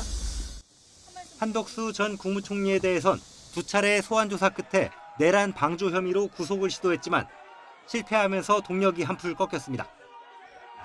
구속영장 기각 예상하셨나요? 영장 재청구 없이 불구속 재판에 넘겼고 최근 징역 15년을 구형했습니다. 계엄을 국회에 알리지 않은 혐의 등으로 조태용 전 국가정보원장 신병을 확보했지만 내란 후속 조치에 나선 혐의를 받는 박성재 전 법무부 장관 구속영장은 2차례 기각되면서 부침을 겪었습니다. 다만 기존 혐의와 별도로 박 전 장관이 김건희 씨와 검찰 수사를 두고 연락을 주고받은 것과 관련해 추가 혐의점을 들여다보고 있습니다. 평양 무인기 투입 작전과 관련해선 윤 전 대통령과 김용현 전 장관 등을 일반 이적죄 등으로 재판에 넘겼습니다. 수사 막바지엔 국민의힘 추경호 전 원내대표의 계엄 해제 결의안 표결 방해 의혹을 규명하는 데 주력해왔습니다. 추 전 원내대표 구속 여부가 오는 14일 활동 종료를 앞둔 특검에 마지막 동력을 가늠할 중요 분수령이 될 전망입니다. YTN 조성호입니다. 쿠팡에서 발생한 개인정보 유출 사고로 배송지 정보는 물론 아파트 공동현관 비밀번호까지 노출되면서 이용자들은 불안을 호소하고 있습니다. 유출된 정보로 생활 패턴까지 파악될 수 있어 파장이 더욱 큰데요. 이런 정보를 보유한 이커머스 플랫폼들의 보안 관리 체계를 강화해야 한다는 지적이 나옵니다. 오동건 기자입니다. 쿠팡을 이용하는 한 소비자의 배송지 정보입니다. 새벽 배송을 위해 공동현관 비밀번호가 적혀 있습니다. 사실상 건물의 현관까지 뚫린 상황. 이용자들은 불안을 호소합니다. 저희 아파트 입구에서 아무나 출입을 할 수 있을 때 요즘 주변에 좀 문제가 되고 있던 아이들 납치나 유괴를 시도한다든지 본인 주소 외에도 택배를 보낸 적 있는 부모님 집이나 지인 집, 직장 등의 주소까지 저장됐다는 점도 문제입니다. 이 정보만 보면 가까운 사람들이 어디 사는지, 평소 어떤 동선으로 생활하는지까지 파악할 수 있기 때문입니다. 보통 한 사람의 배송 목록에 여러 개의 주소가 있다는 점에서 실제로 유출된 주소는 3천만 건이 아니라 많게는 몇 배에 달할 전망입니다. 또 배송 요청 메모에 아이가 자니 초인종을 누르지 말라는 등 가족 구성이나 생활 패턴도 그대로 드러나 범죄에 악용될 수 있습니다. 쿠팡의 정보 유출 사고는 이번이 4번째로 21년에는 쿠팡이츠 배달원 13만 5천여 명의 정보가 2023년 12월에는 주문자와 수취인 2만 2천여 명의 정보가 쿠팡 판매자 전용 시스템에 노출되기도 했습니다. 지금까지 유출 사고에 대해 부과된 과징금과 과태료는 모두 합해도 16억 원 수준에 그쳤습니다. 솜방망이 처벌이 사고를 키운 것 아니냐는 비판도 제기되고 있습니다. 기업의 관리 부실뿐 아니라 현재 이제 법규 체제나 제재가 좀 실효성이 없다는 걸 의미하거든요. 과징금 강화나 관리 의무를 훨씬 엄격하게 규정할 필요가 있다고 생각합니다. 쿠팡의 모든 고객, 대한민국 성인 4명 중 3명이 주소와 현관 비번까지 털린 최악의 개인정보 유출 사고. 전문가들은 같은 사고가 다른 이커머스 업체에서도 반복될 수 있는 만큼 전반적인 보안 점검과 관리 강화가 시급하다고 지적하고 있습니다.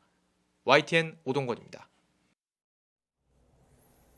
쿠팡 대규모 고객 정보 유출 사태 이후 2차 피해로 의심되는 사례가 YTN에 제보됐습니다.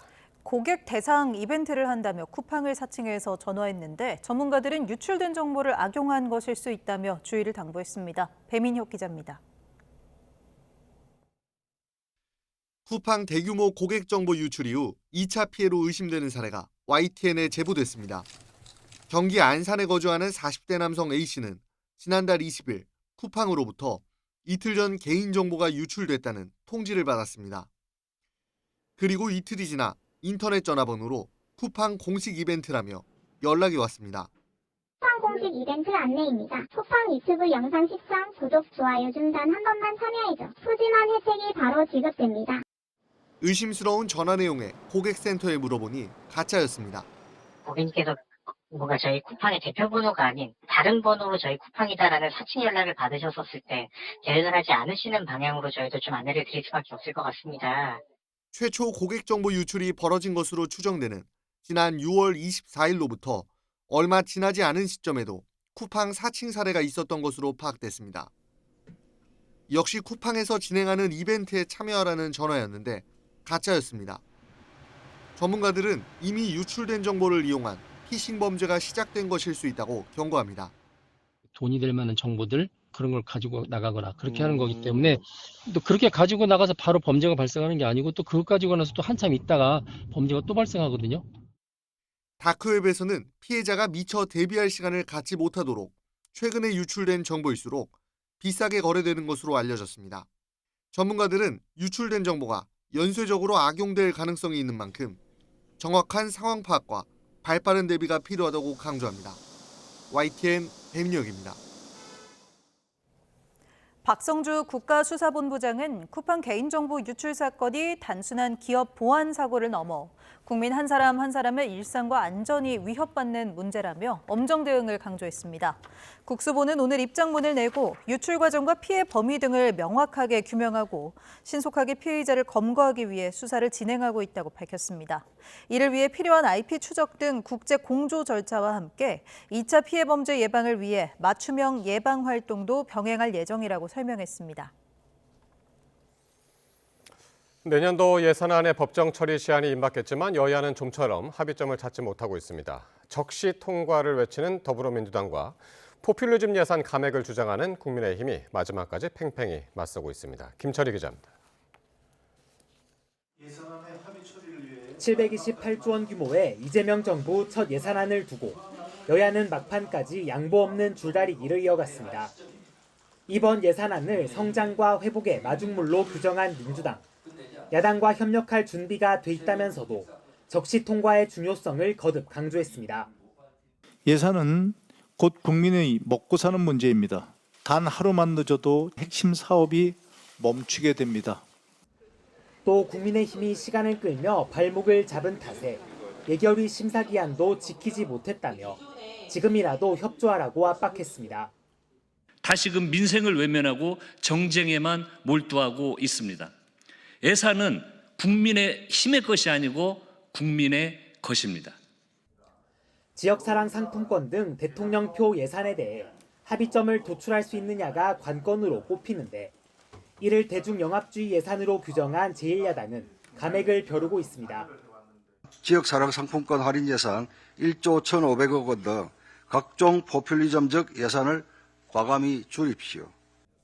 국민의힘은 법인세, 교육세 인상안에 대해서도 세수 확대에 천착해 증세에 매달린다고 맞서고 있는데 거대 여당의 일방 통과를 경계하는 분위기 역시 감지됩니다.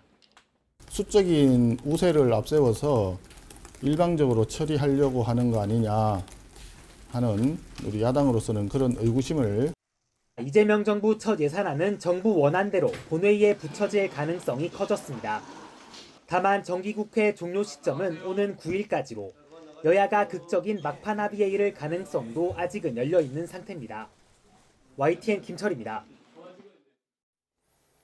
더불어민주당 정청래 대표의 공약인 대의원 권리당원 1인 1표제 의견 수렴을 위해서 열린 토론회에서 일부 당원들의 비판이 터져나왔습니다.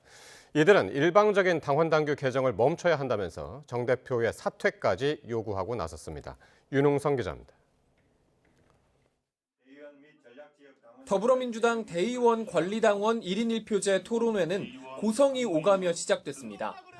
먼저 1인 1표제 개정에 반대하는 당원들은 자리 부족을 이유로 입장이 제한되자 정청래 대표 사퇴 등을 외치며 크게 항의했습니다.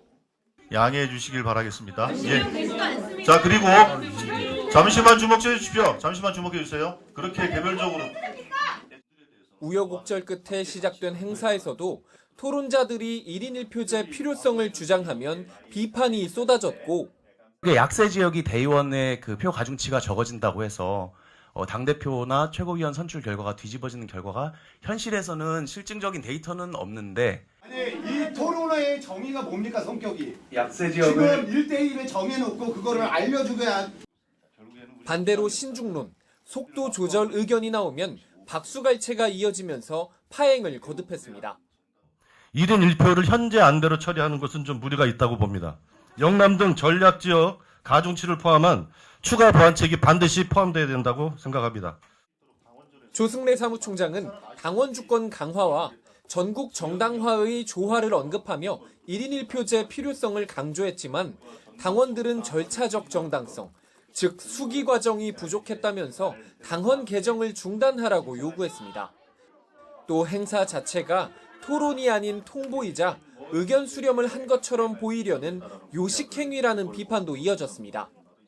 이 불공정한 과정에 분노하는 것이지 1대1 찬반에 분노하는 것이 아닙니다. 이런 가운데 내년 6월 지방선거를 대비한 당내 움직임도 본격화하고 있습니다. 김병주, 전현희, 한준호 최고위원이 지방선거 출마를 위해선 6개월 전에 사퇴해야 한다는 규정에 따라 최고위원직을 사퇴한 겁니다. 전 의원은 서울시장을, 김 의원과 한 의원은 경기지사 출마를 저울질하고 있는데 정 대표는 꽃다발을 전달하며 건승을 기원했습니다. 그 꿈이 이루어지기를 당대표로서 바랍니다. 행운이 함께 하시길 바랍니다. 1인 1표제를 반대하는 당원들이 제기한 효력정지 가처분에 대한 법원 판단이 조만간 나올 것으로 보이는 가운데 결과에 따라 정청래 대표 리더십에도 영향을 미칠 전망입니다. YTN 윤홍성입니다. 특검이 명태균 씨로부터 여론조사를 받고 비용을 대납하게 한 혐의를 받는 오세훈 서울시장을 재판에 넘겼습니다. 오 시장은 민주당 하명 특검이 결론을 정해놓고 기소 이유를 꿰맞췄다고 반발했습니다. 임예진 기자가 보도합니다. 특검은 오세훈 서울시장이 직접 명태균 씨에게 여론조사를 부탁하고 캠프 비서실장이던 강철원 전 정무부 시장에게는 명 씨와 상의하라는 지시까지 내렸다고 판단했습니다. 명 씨는 지난 2021년 1월부터 한 달 동안 공표와 비공표를 합해 모두 10차례에 걸쳐 서울시장 보궐선거 관련 여론조사를 하고 오 시장 측에 전달한 것으로 조사됐습니다. 여론조사 비용 3,300만 원은 사업가 김한정 씨가 부담했는데 특검은 오세훈 시장이 지원을 요청했다고 밝혔습니다. 특검 관계자는 김한정 씨가 오세훈 시장과 강철원 전 부시장에게 기부하는 게 사건의 구도라고 설명했습니다. 이에 따라 특검은 오 시장과 강 전 부시장, 사업가 김 씨를 정치자금법 위반 혐의로 불구속 기소하고 명 씨는 재판에 넘기지 않았습니다. 특검 기소에 대해 오 시장은 도저히 받아들일 수 없다며 특검이 법과 양심을 저버리고 민주당 하명에 따라 결론을 정해놓고 기소했다고 반발했습니다. 엉터리 여론조사 같지 않은 여론조사를 저희가 지속적으로 돈을 주고 샀다는 거 아니에요. 공소장 내용은. 이해할 수가 없죠. 오 시장이 혐의를 전면 부인하는 만큼 향후 재판에서 특검과 오 시장 측의 공방이 이어질 거로 보입니다. YTN 임혜진입니다. 우리 K-팝 그룹 스트레이키즈가 새 앨범 두잇으로 미국 빌보드 200에서 앨범 8장 연속 1위를 달성했습니다. 스트레이키즈는 2000년 이후 활동한 그룹 가운데 빌보드 200 최다 1위라는 자신들의 기록을 갈아치웠습니다. 김승환 기자가 보도합니다.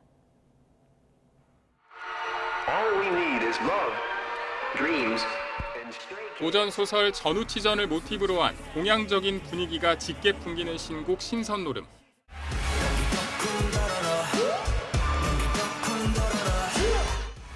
스트레이키즈는 이 곡이 실린 새 앨범 두잇으로 빌보드 200에서 앨범 8장 연속 1위를 차지했습니다.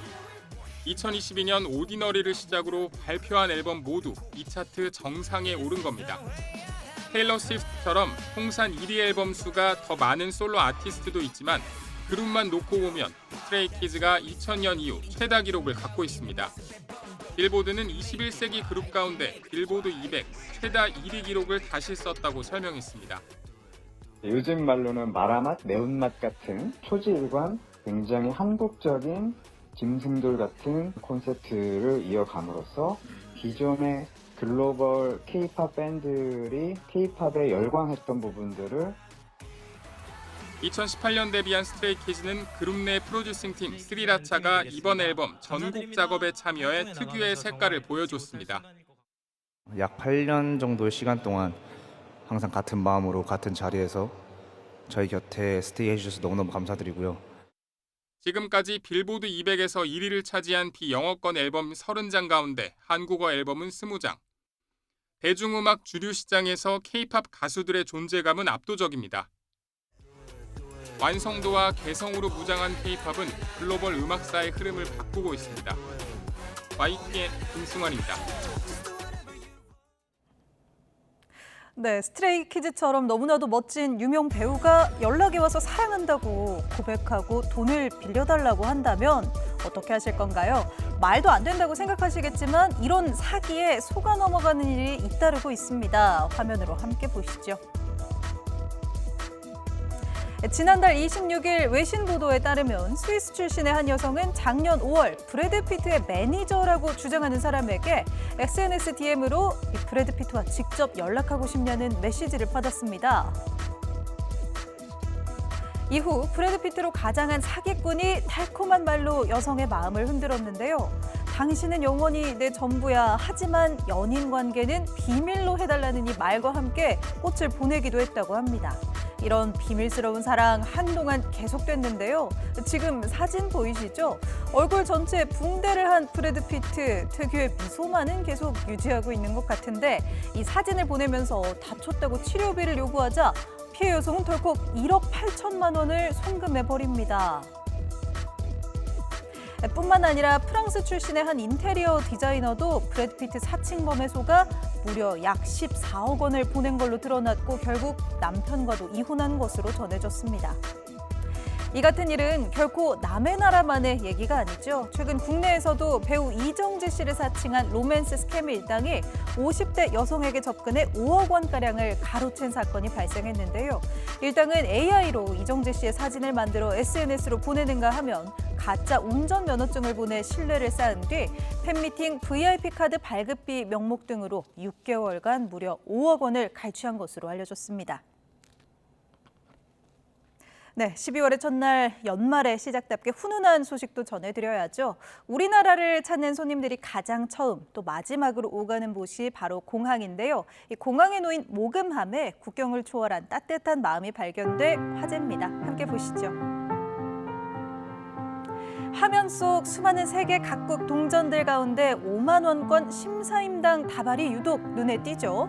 최근 김해국제공항의 모금함에서 이 현금 다발과 함께 일본인 여행객으로 추정되는 익명의 기부자가 남긴 손편지가 발견됐습니다. 한국 여행 즐거웠습니다. 돈이 남았는데 어려운 아이들을 위해 사용해 주세요라며 남긴 금액은 110만 원. 다시 환전하거나 면세점에서 쇼핑을 할 수도 있었을 텐데 이렇게 손편지와 함께 적지 않은 액수를 기부해 화제가 된 겁니다. 사랑의 모금함은 이번에 손편지가 발견된 김해공항뿐 아니라 인천국제공항 등 전국의 주요 공항에 설치돼 있습니다. 연말 여행 계획 있다면 눈여겨보셨다가 주머니는 가볍게, 마음은 따뜻하게 기부 실천해 보시는 건 어떨까요? 네, 이외에도 연말에는 구세군의 자선 냄비 또 사랑의 열매처럼 이 나눔의 상징 많이들 떠올리시죠? 요즘은 이 구세군 자선 냄비 스마트폰으로 간편하게 QR코드나 NFC 태그 등을 이용할 수 있습니다. 현금이 없더라도 마음만 있다면 언제든지 나눔을 실천할 수 있고요. 바로 오늘부터 저도 이렇게 달았는데 사랑의 온도탑이 되어지고 있습니다. 올해 목표액은 4,500억 원이고요. 이렇게 전화나 문자로 3,000원, 2,000원의 온기를 보탤 수 있습니다. 마음만은 춥지 않은 따뜻한 겨울 만들기에 동참해 보시는 건 어떨까요?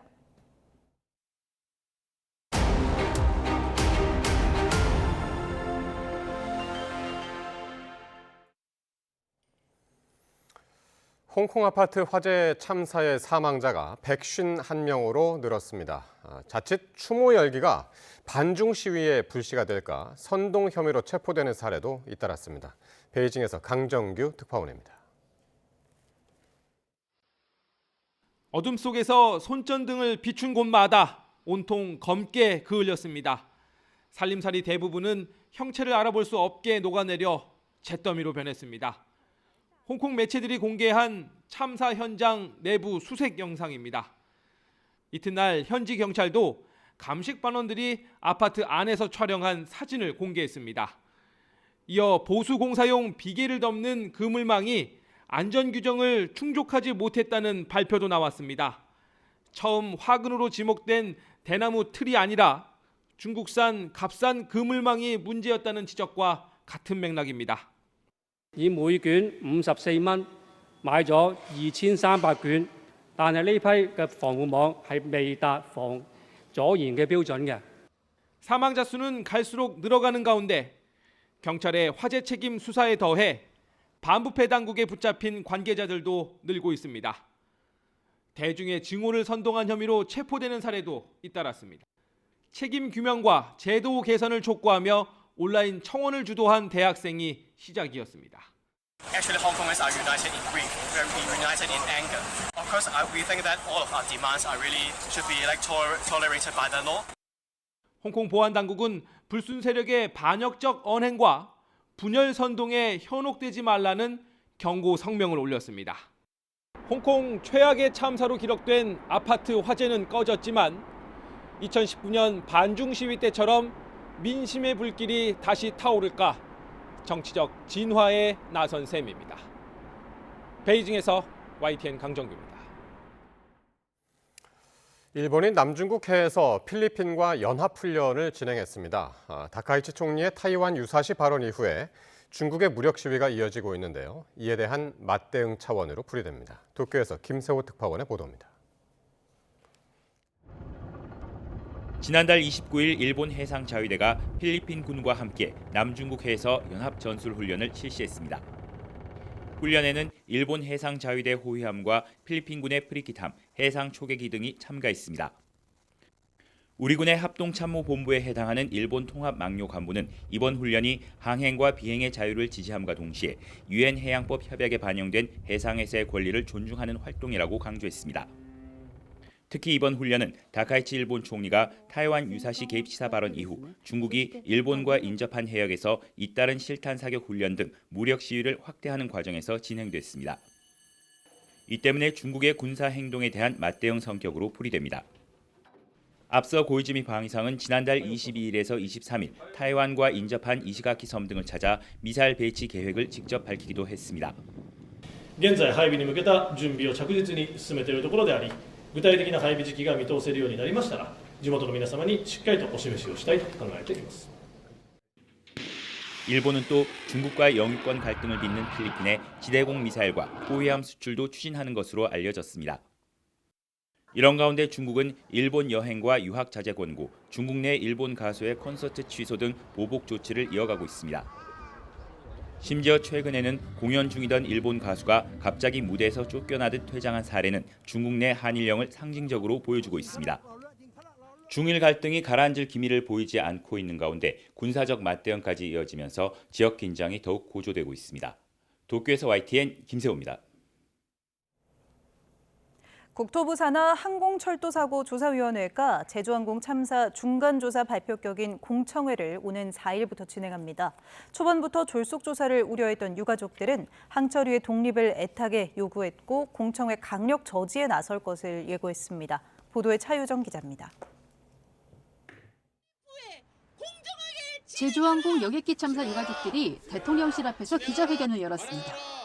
목요일부터 이틀간 예정된 중간조사 발표격인 공청회를 연기하라며 삭발식도 강행했습니다.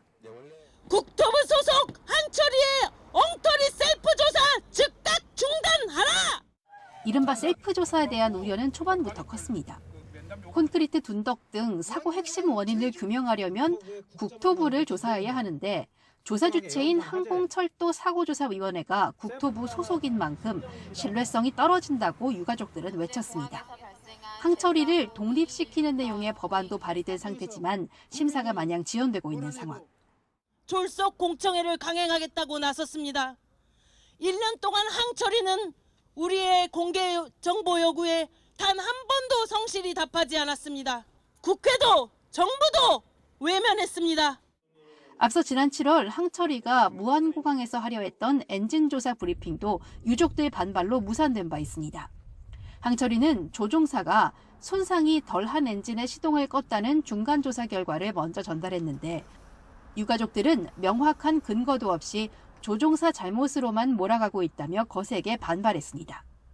유족들의 불신이 워낙 뿌리 깊은 상황이지만 조사위는 일단 예정대로 공청회를 진행할 계획임을 못 박았습니다.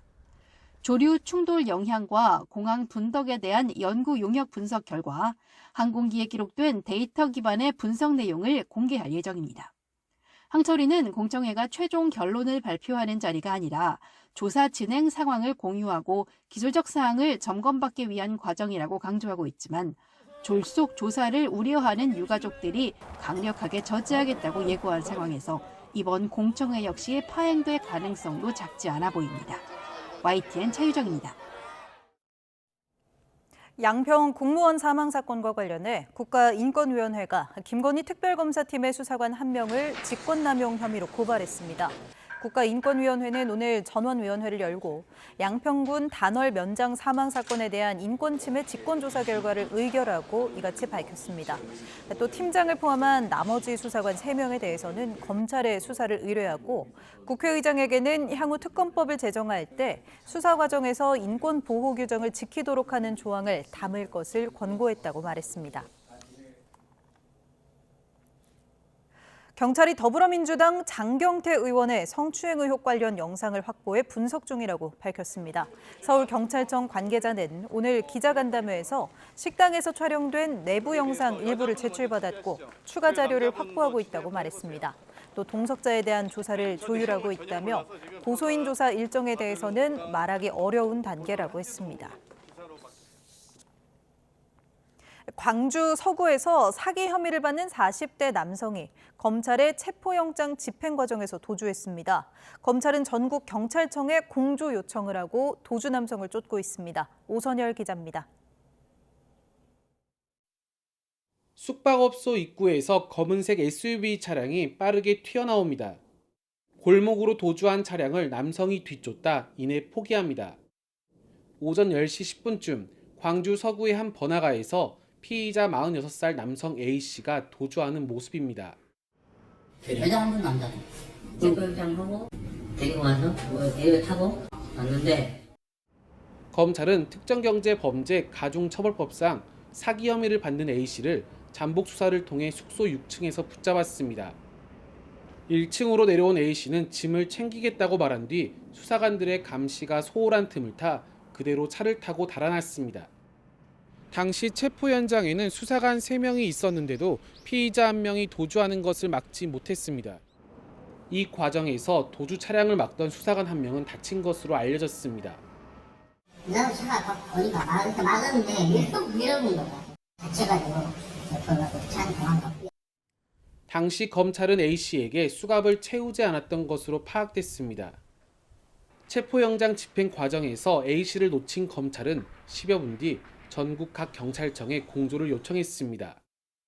차량을 위해서 바로 지차 타고 도주해버린 차량 보면서 차량을 추적하면 검찰과 경찰은 도주 차량의 동선을 추적하는 등 A씨의 행방을 쫓고 있습니다. YTN 오선일입니다. 충북에서 실종된 지 40여일 만에 시신으로 발견된 여성이 실종 당일 살해된 것으로 확인됐습니다. 경찰은 신고 접수 한 달 가까이 지나서야 피의자를 유력 용의자로 특정했는데 강력범죄 가능성을 너무 늦게 판단한 게 아니냐는 지적이 나옵니다. 보도에 김기수 기자입니다. 충북에서 퇴근길에 사라져 행방이 묘연했던 50대 여성. 경찰 수사 결과 실종 당일 전 연인인 50대 남성 김모 씨에게 살해된 것으로 밝혀졌습니다. 김 씨는 피해자 차 안에서 범행을 저지른 뒤 다음날 시신을 마대자루에 담아 자신의 거래처 폐수처리장에 은닉했습니다. 범행 이후 행각은 치밀했습니다. 직접 만든 위조 번호판을 달아 경찰 추적을 따돌렸고 피해자 차량은 숨겨오다 충주에 버렸습니다. 결국 좁혀오는 수사망에 김 씨가 체포되면서 피해 여성의 시신은 실종 44일 만에 발견됐습니다. 문제는 경찰의 대응 속도입니다. 경찰은 지난달 11일에서야 김 씨를 유력한 용의자로 특정했는데 최초 실종 신고 이후 27일이 지난 시점입니다. 유력 용의자 특정 이후에도 2주가 더 지난 시점인 지난달 26일에 김 씨를 긴급 체포하면서 늑장 수사라는 지적이 나옵니다. 전문가들은 성인 실종 사건의 경우도 범죄 가능성 여부를 좀 더 적극적으로 살펴볼 필요가 있다고 강조합니다. 범죄 혐의가 있는지 범죄 관련성이 없는지를 좀 더 심층적으로 검토를 해야 되거든요. 그리고 의심스러울 때는 실종자의 안전을 위해서 경찰이 좀 더 적극적인 태도를 보여야 된다고 생각합니다. 이에 경찰은 주변인 조사와 알리바이를 확인하는 데 시간이 걸렸다며 강력범죄 가능성에 대한 판단이 늦어진 점에 대해서는 아쉽게 생각한다고 설명했습니다. 김 씨를 상대로 계획범죄 여부에 대한 수사를 벌이는 경찰은 신상 공개 여부도 검토하고 있습니다. 경찰은 이번 주 안으로 피해자에 대한 조사를 마무리하고 사건을 검찰에 송치할 계획입니다. YTN 김기수입니다. 인천 남동구에 있는 고속도로에서 5톤 집게차가 25톤 화물차를 들이받아 한 명이 병원으로 이송됐습니다. 경기 시흥시 고속도로에서는 달리던 승용차가 멈춰있던 공사 차량을 들이받았습니다. 사건 사고 소식 송수현 기자입니다. 길다란 화물차 뒤로 하얀색 차량의 앞부분이 완전히 구겨져 있습니다. 인천 남동구 영동고속도로 서창분기점 인근에서 5톤 집게차가 목재를 싣고 가던 25톤 화물차를 들이받았습니다.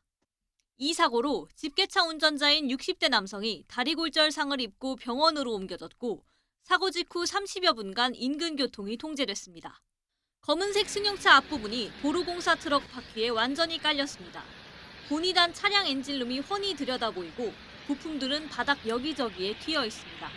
수도권 제1순환고속도로를 달리던 40대 남성의 승용차가 도색 작업을 위해 멈춰있던 공사 차량을 뒤에서 들이받아 승용차 운전자가 가벼운 부상을 입었습니다. 아파트 주차장에 서 있는 차량 위로 철판 여러 개가 쏟아져 있습니다. 강원 속초시 교동에 있는 아파트 주차장에서 강풍에 지붕 구조물이 뜯겨 날아온 모습입니다. 이 사고로 다친 사람은 없었지만 차량 6대가 파손됐습니다. YTN 송수연입니다. 퇴사 예고가 늦으면 돈을 배상하라고 강요한 유명 치과에 대해 노동당국이 강제 수사에 착수했습니다. 고용노동부는 서울 강남지청 근로감독관 10여 명이 오전부터 해당 치과에 투입돼 압수수색을 진행했다고 밝혔습니다.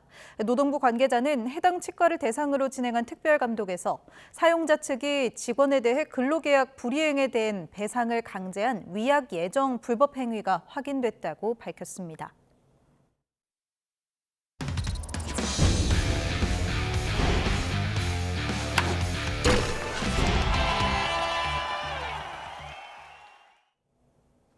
올 시즌 프로축구 최고의 별의 영광은 김천의 고공행진을 이끌고 친정 울산으로 복귀한 이동경에게 돌아갔습니다. 감독상은 전북의 통산 10번째 우승을 이끈 거스 포옙 감독이 차지했습니다. 이정미 기자입니다.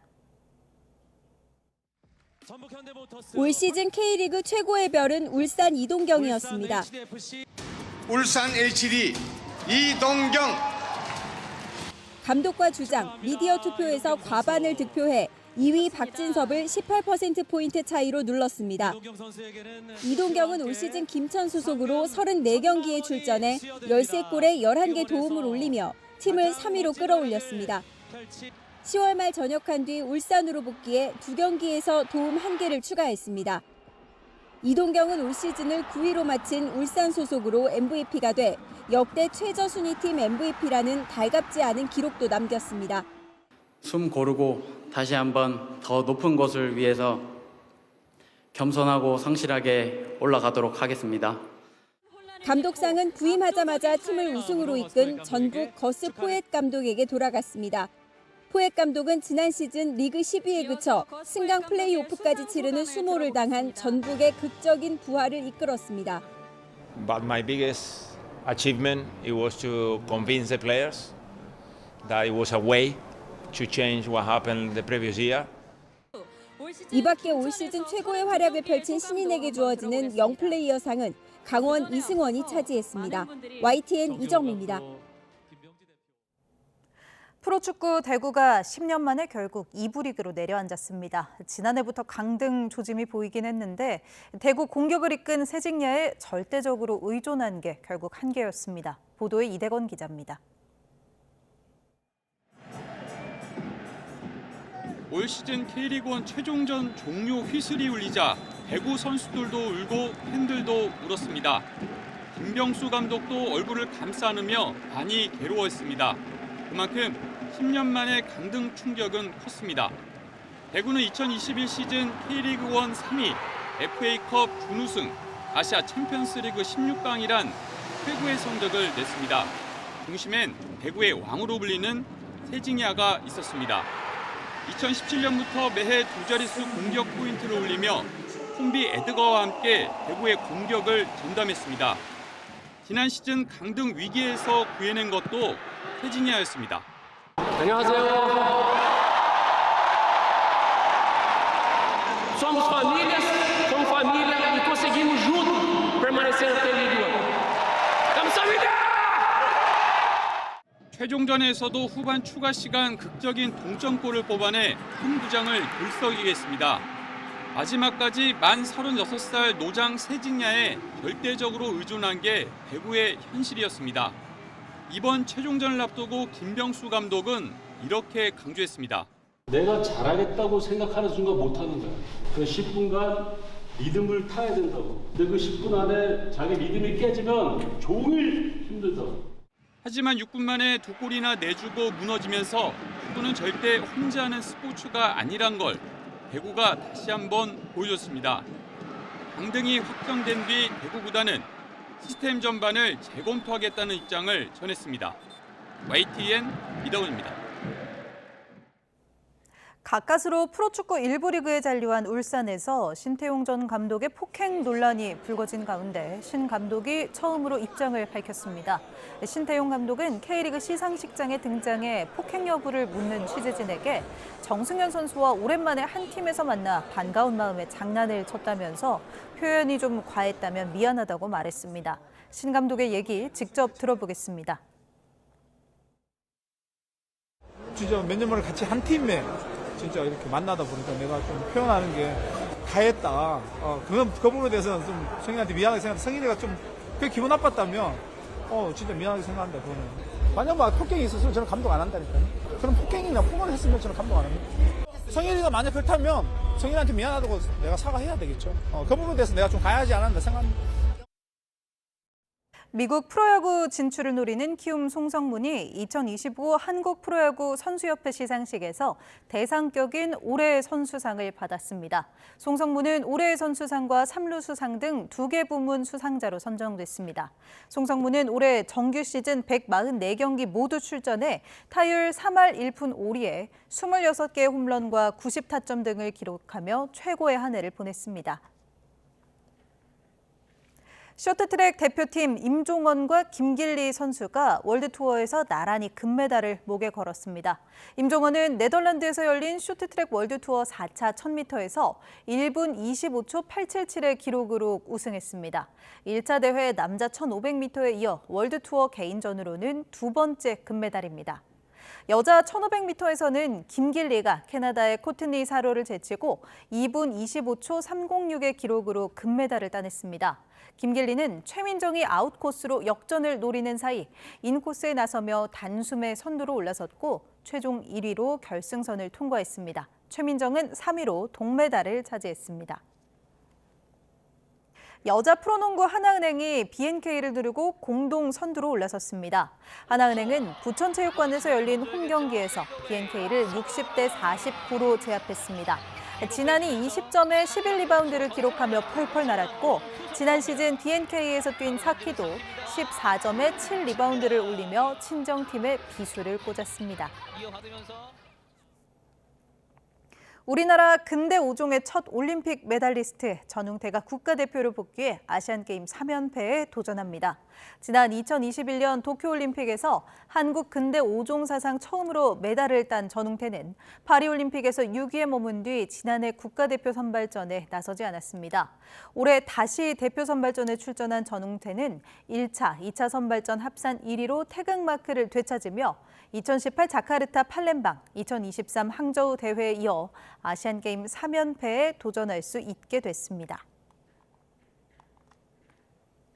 심판에 항의하는 과정에서 인종차별 행동으로 징계를 받은 프로축구 전북 현대 타노스 코치가 재심에서도 결정을 뒤집지 못했습니다.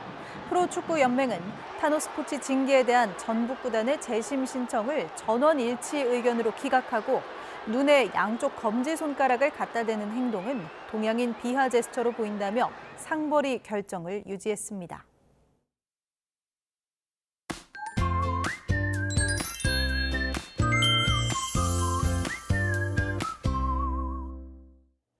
겨울의 시작답게 찬바람이 강해지고 있습니다. 내일 아침에는 영하권 추위가 찾아오겠는데요. 내일 서울 아침 기온은 영하 1도지만 체감 온도는 영하 5도에 머물겠고요. 낮에도 찬바람이 불면서 종일 춥겠습니다. 당분간 동해안 지방은 대기가 무척 건조하겠습니다. 산불 등 화재 예방에도 신경 써주셔야겠습니다. 낮 동안 전국 하늘에 구름만 가끔 지나겠지만 밤부터는 서해안과 제주도에 눈이 내리기 시작하겠는데요. 이 지역에는 모레까지 3에서 10cm의 눈이 내려 쌓이겠습니다.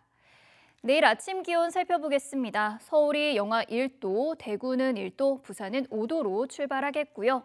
낮에도 체감 영하권 추위가 이어지겠습니다. 서울이 3도, 대전은 6도, 대구는 9도를 보이겠습니다. 목요일에는 이번 추위가 절정에 달하겠고요. 서울 등 내륙에는 첫눈이 내릴 가능성이 있겠습니다. 지금까지 날씨 정보였습니다. 월요일 뉴스나이트 마칩니다. 시청해주신 여러분 고맙습니다.